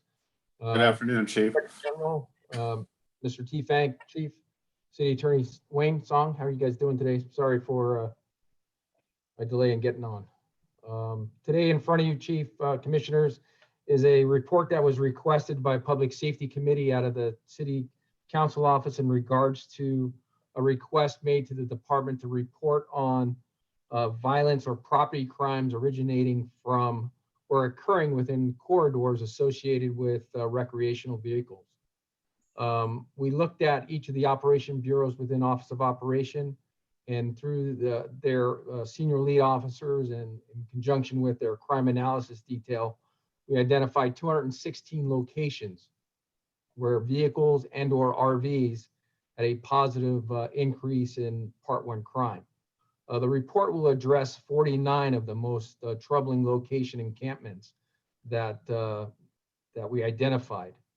We did have, we looked at a period from January 28, 2020 through January 28 of 2021, and we compared that to the same period in 2021 through 2022. And we did notice that unfortunately, we don't have a specific MO code which identifies as RVs being involved in crime or the occupants of those RVs being involved in crime. There's no MO code that captures that specific crime code. So one of the recommendations or one of the things that we're working on right now is developing a specific MO code pertaining specifically to RVs as it relates to Part 1 crime. The information that we gathered identified each of the operational bureaus, some of the areas specifically within Central Bureau, Hollenbeck, Newton, and Northeast had significant increases in these corridors. 77 Southeast and Harbor and Operations South Bureau reported that they had concerns in regards to some of the problematic RV encampments along their corridors. Operation West Bureau, Olympic, Hollywood, Pacific, and West Los Angeles reported that they had areas that were affected where they saw an increase in crime as it associated to RVs. And then 3 of the 7 geographic areas in Operation Valley Bureau, 4 of the areas, Devonshire, North Hollywood, and Mission, also experienced crime that was increased as a result of RVs. Of the 49 corridors and encampments, the data reveal that we did see an increase in crime. Some of the engagement efforts that the department has engaged in an effort to minimize the presence of these RVs, working with the senior lead officers of each of the areas, LA Sands, the outreach efforts from our nonprofit partners, LASA. We've gone out there and conducted outreach efforts in helping to locate homes for people experiencing homelessness, working with not only the community members in improving these corridors, but also trying to provide care and assistance in locating homes for these people that are individuals that are experiencing homelessness. One of the things that the department is working towards is establishing additional safe site parking locations for these RVs. Currently, there are 10 locations throughout the city which hosts over 200 vehicles a night. And as I indicated, enforcement is our last resort. We want to go out there with service-led efforts first, working with like I indicated, our partners, Department of Transportation, LA Sands, LASA, and our nonprofit organizations, and trying to offer services and help these individuals experiencing homeless that are living in these RVs move into a more safe and secure residence. Additionally, Commission Investigation Division is working with our official police garage tow locations to work on additional storage facilities for these RVs that we come across that are abandoned, that are in a dilapidated condition, that are leaking sewage onto our city streets, where we can safely move those vehicles through the vehicle code section with the assistance of Department of Transportation, and moving those out of those areas and into a safe location for storage. At this point, I'm willing to answer any questions that you might have. Thank you, Chief. I know that a lot of this arose during the pandemic.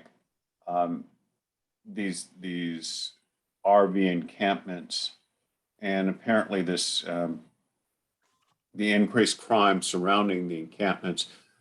But did we as a department increase our patrols in this area during that time?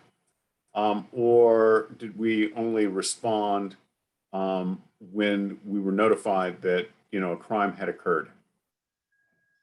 Commissioner Briggs, the normal process, or what we've been doing in the past in regards to any kind of an increased crime location, part of the process of reviewing the crime every Monday or every day daily through our CSOC operations, where they do see an increase in crime, they address it, as well as not only forming missions in those specific corridors, but also through the senior lead officers and working with our council partners, as well as our community groups, and identifying these specific locations that might be dealing in narcotics or dealing in prostitution or any kind of violent crime associated with these corridors. So we do address it daily. We do monitor it, and we do work on it. So it has been an ongoing effort on trying to address the Part 1 crime, Part 2 crime that are associated with some of these problematic encampments. In looking over the report, Chief, it appears that in Pacific Division, it really exploded. You had close to 90 RVs or more in that one area. with crime just running rampant, how much support did you get from the council person in that area? Specifically in regards to the crime in Pacific area, Mr. Commissioner Briggs, I would need to contact Pacific area specifically to find out what kind of efforts we received from the council office. But the senior lead officers and working with the homeless coordinator, as well as some of the specialized resources within Pacific area, their narcotics unit, their footbeat officers, the Pacific Beach Detail, they do address, we did work on that issue. You know, like what we currently do now, you know, we're service led. We want to go out there and offer assistance to these individuals and try and work with them on providing them with services. You know, as I indicated earlier, when we do find those locations that are involved in narcotics or involved in Part 1 crime, you know, we specifically address those individuals that are engaged in that type of behavior. And Commissioner, if I could add to this in support, the city's placement of a moratorium on parking enforcement due to concerns about the pandemic and its impact on people who are houseless, and the fact that those individuals, a segment of our houseless individuals resided in vehicles parked on city streets. Over the last 2+ years, we've seen the proliferation of these encampments. We've seen that it's become, in fact, in many instances, entrepreneurs have come in and purchased RVs, dilapidated RVs, in order to rent them out on city streets.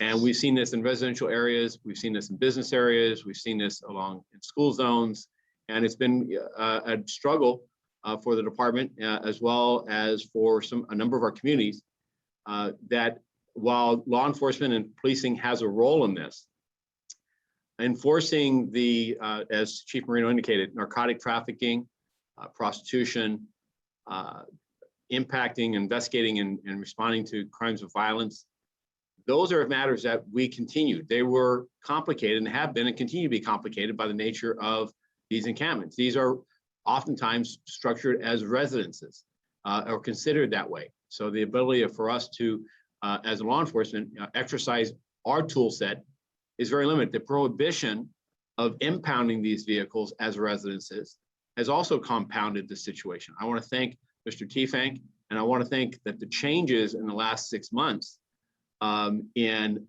alleviating the moratorium and allowing the Department of Transportation, this is not a police department function, Department of Transportation, to exercise parking regulations and to have those honored throughout communities throughout Los Angeles is an important step, and one that is, as this report indicates, needed because of what we believe and is a direct attribution to these gatherings, is that there's been an underlying deterioration of public safety in those areas. Not only public safety, but public health, because these locations have also avoided comprehensive cleanups. They've been, sanitation services have not been delivered.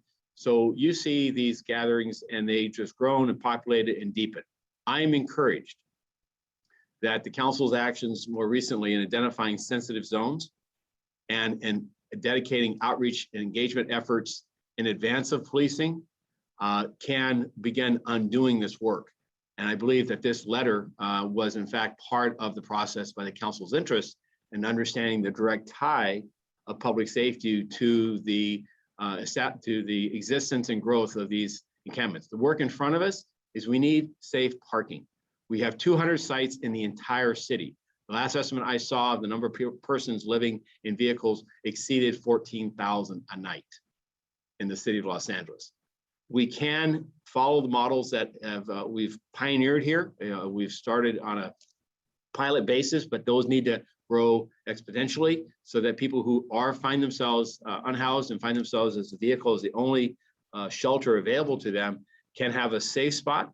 They can responsibly exist and be support outreach and services, and hopefully transition away from that setting into transitional housing and permanent housing. Secondly, we need to establish for those who have commercialized this, we need to establish a consequence. And that is that once outreach and services are provided to people who are encamped in these structures or vehicles in our residential and sensitive zones, that they're given housing opportunities, and either they take up those housing opportunities, again, not at the police department's direction, but at outreach and supportive services, and or move their vehicle to a more suitable location. Once that, and that is beginning to occur. It's beginning to occur along Grand Avenue, where we've seen the instances of requiring arrests to be de minimis. I don't, in fact, I believe maybe 1 or 2 citations, but with this outreach and with this organized effort, working with Councilman Price and having supportive services of the ability to tow and store these and eventually destroy these non-functioning, inoperable motor vehicles, that we will have the ability to start turning the corner on this work. It's complicated. It's been complicated by the pandemic and by the effort to save lives in a crisis of public health. And it's one of those symptoms or attributes that I think we need to, that we're moving forward. I think this report calls out how to begin to incrementally start improving this situation. Thank you for your indulgence on a more detailed explanation. No, and thank you for that, Chief. And I'll just ask one last question before I turn it over to my fellow commissioners. You know, I note, again, going back to this specific area where you provide an example, Chief Marino, of individuals committing crimes outside of the Pacific area and getting there on bicycles and these electric scooters to commit a crime and then coming back into that particular area. Are we doing any type of, excuse me, you know, any type of work to prevent that, or investigative work to determine who these individuals are, so that we can prevent that type of crime from occurring? Commissioners, yes, we are. In regards to some of the specialized units within Pacific area, they're working on identifying those folks through various operations where they're either monitoring their actions in the undercover capacity, or working with our community partners in trying to identify the actual individuals involved in that type of crime. So it's an ongoing process, as we indicated. It's something that we'll continue to work on and focus on. You know, in regards to some of the upcoming strategies that we're going to utilize during the summer to kind of put a cap on some of the violent crime that we've been seeing. Thank you very much, Chief. At this time, Commissioner Sobroff, it looked like you had some questions. No? Commissioner Decker? Yes, thank you, Commissioner Briggs. Chief Marino, just a couple of questions about, first of all, thank you for the report. Thank you for the explanations. I'd like to better understand how the numbers were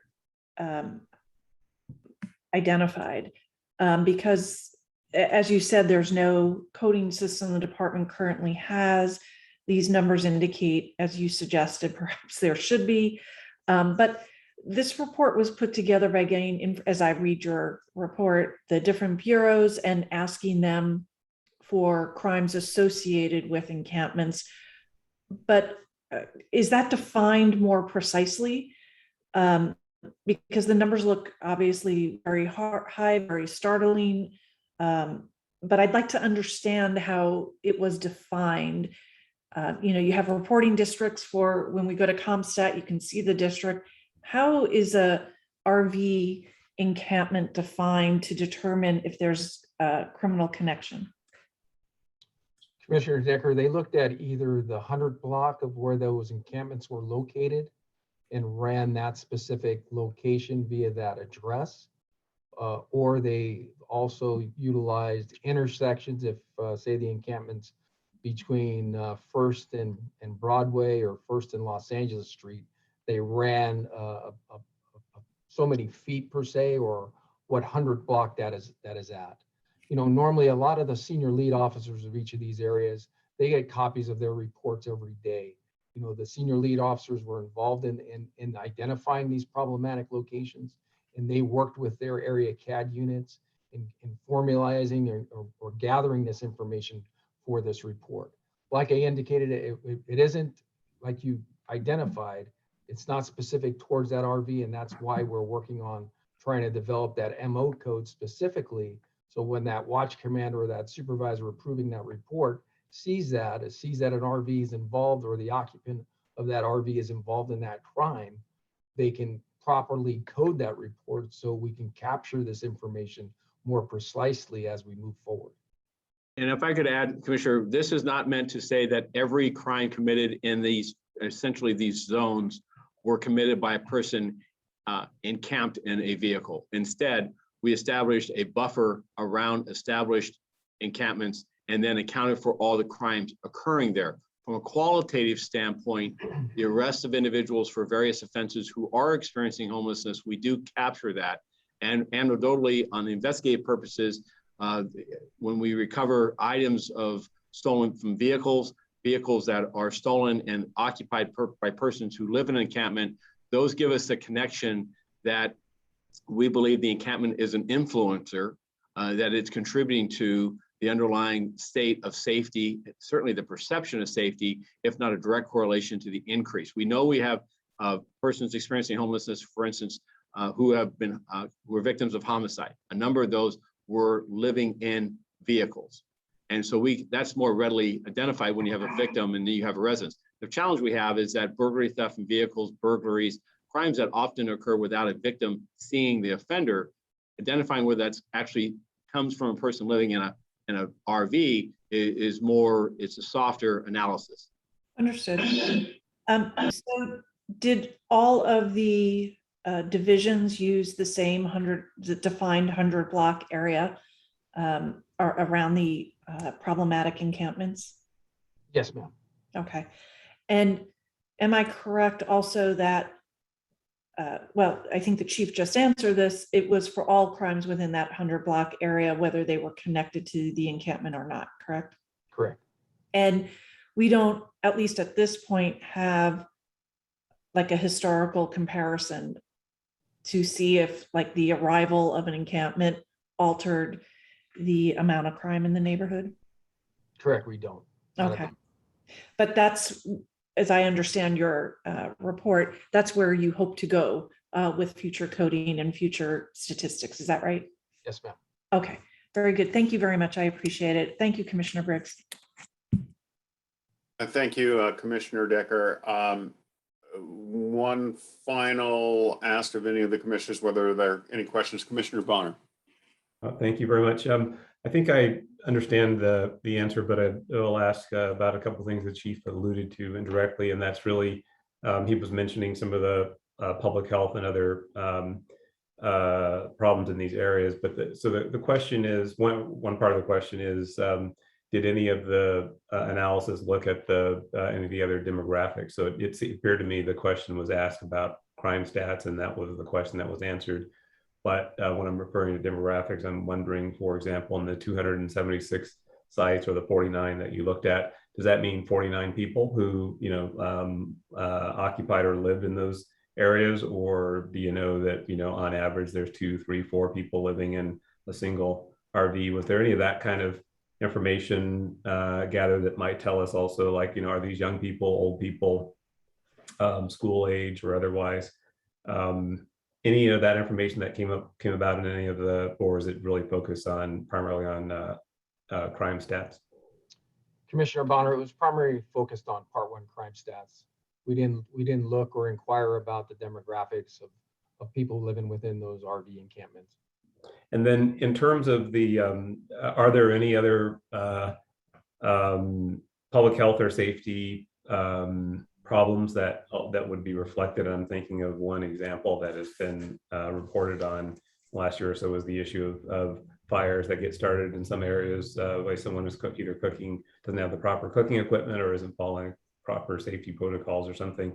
In some cases, there may be a fire that's either inadvertently or in some case purposely started. The question there being like, was whether it's fire, sanitation, truancy, any other kind of just quality of life or other problems that were noted? Or again, it sounds to me, I'm kind of confirming what I already know, that this was really a snapshot on on the reporting crimes. You're correct, Commissioner Bonner. It's a snapshot on the reported partner crimes associated with those Got locations. it. Appreciate that. Thank you. Thank you, sir. Thank you, Commissioner Bonner. At this time, there being no further questions by the commission, I move that we approve the department's report and transmit it to the Public Safety Committee. Is there a second? Second. Motion been made and seconded. All in favor, say aye. Aye. Aye. Thank you, everyone. This concludes the open session. At this time, we're going to go into closed session at 12:45. Thank you. See you at that time. The Board of Police Commissioners will now recess into closed session to discuss agenda items 5A in accordance with Government Code 54957.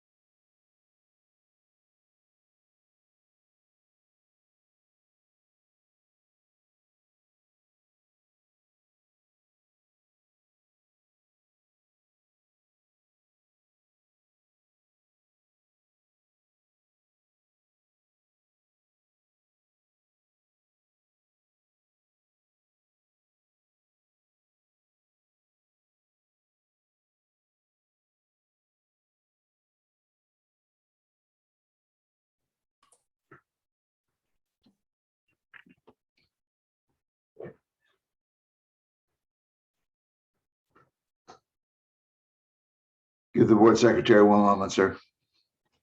Okay.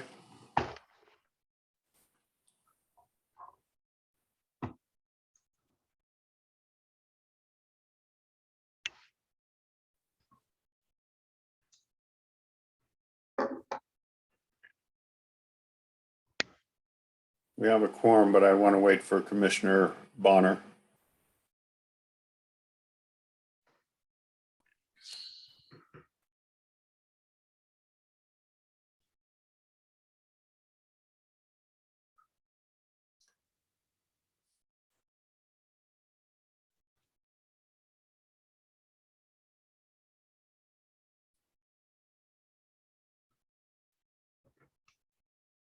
Commissioner Bonner is now present. Mr. Teefank, can you report out from closed session, please?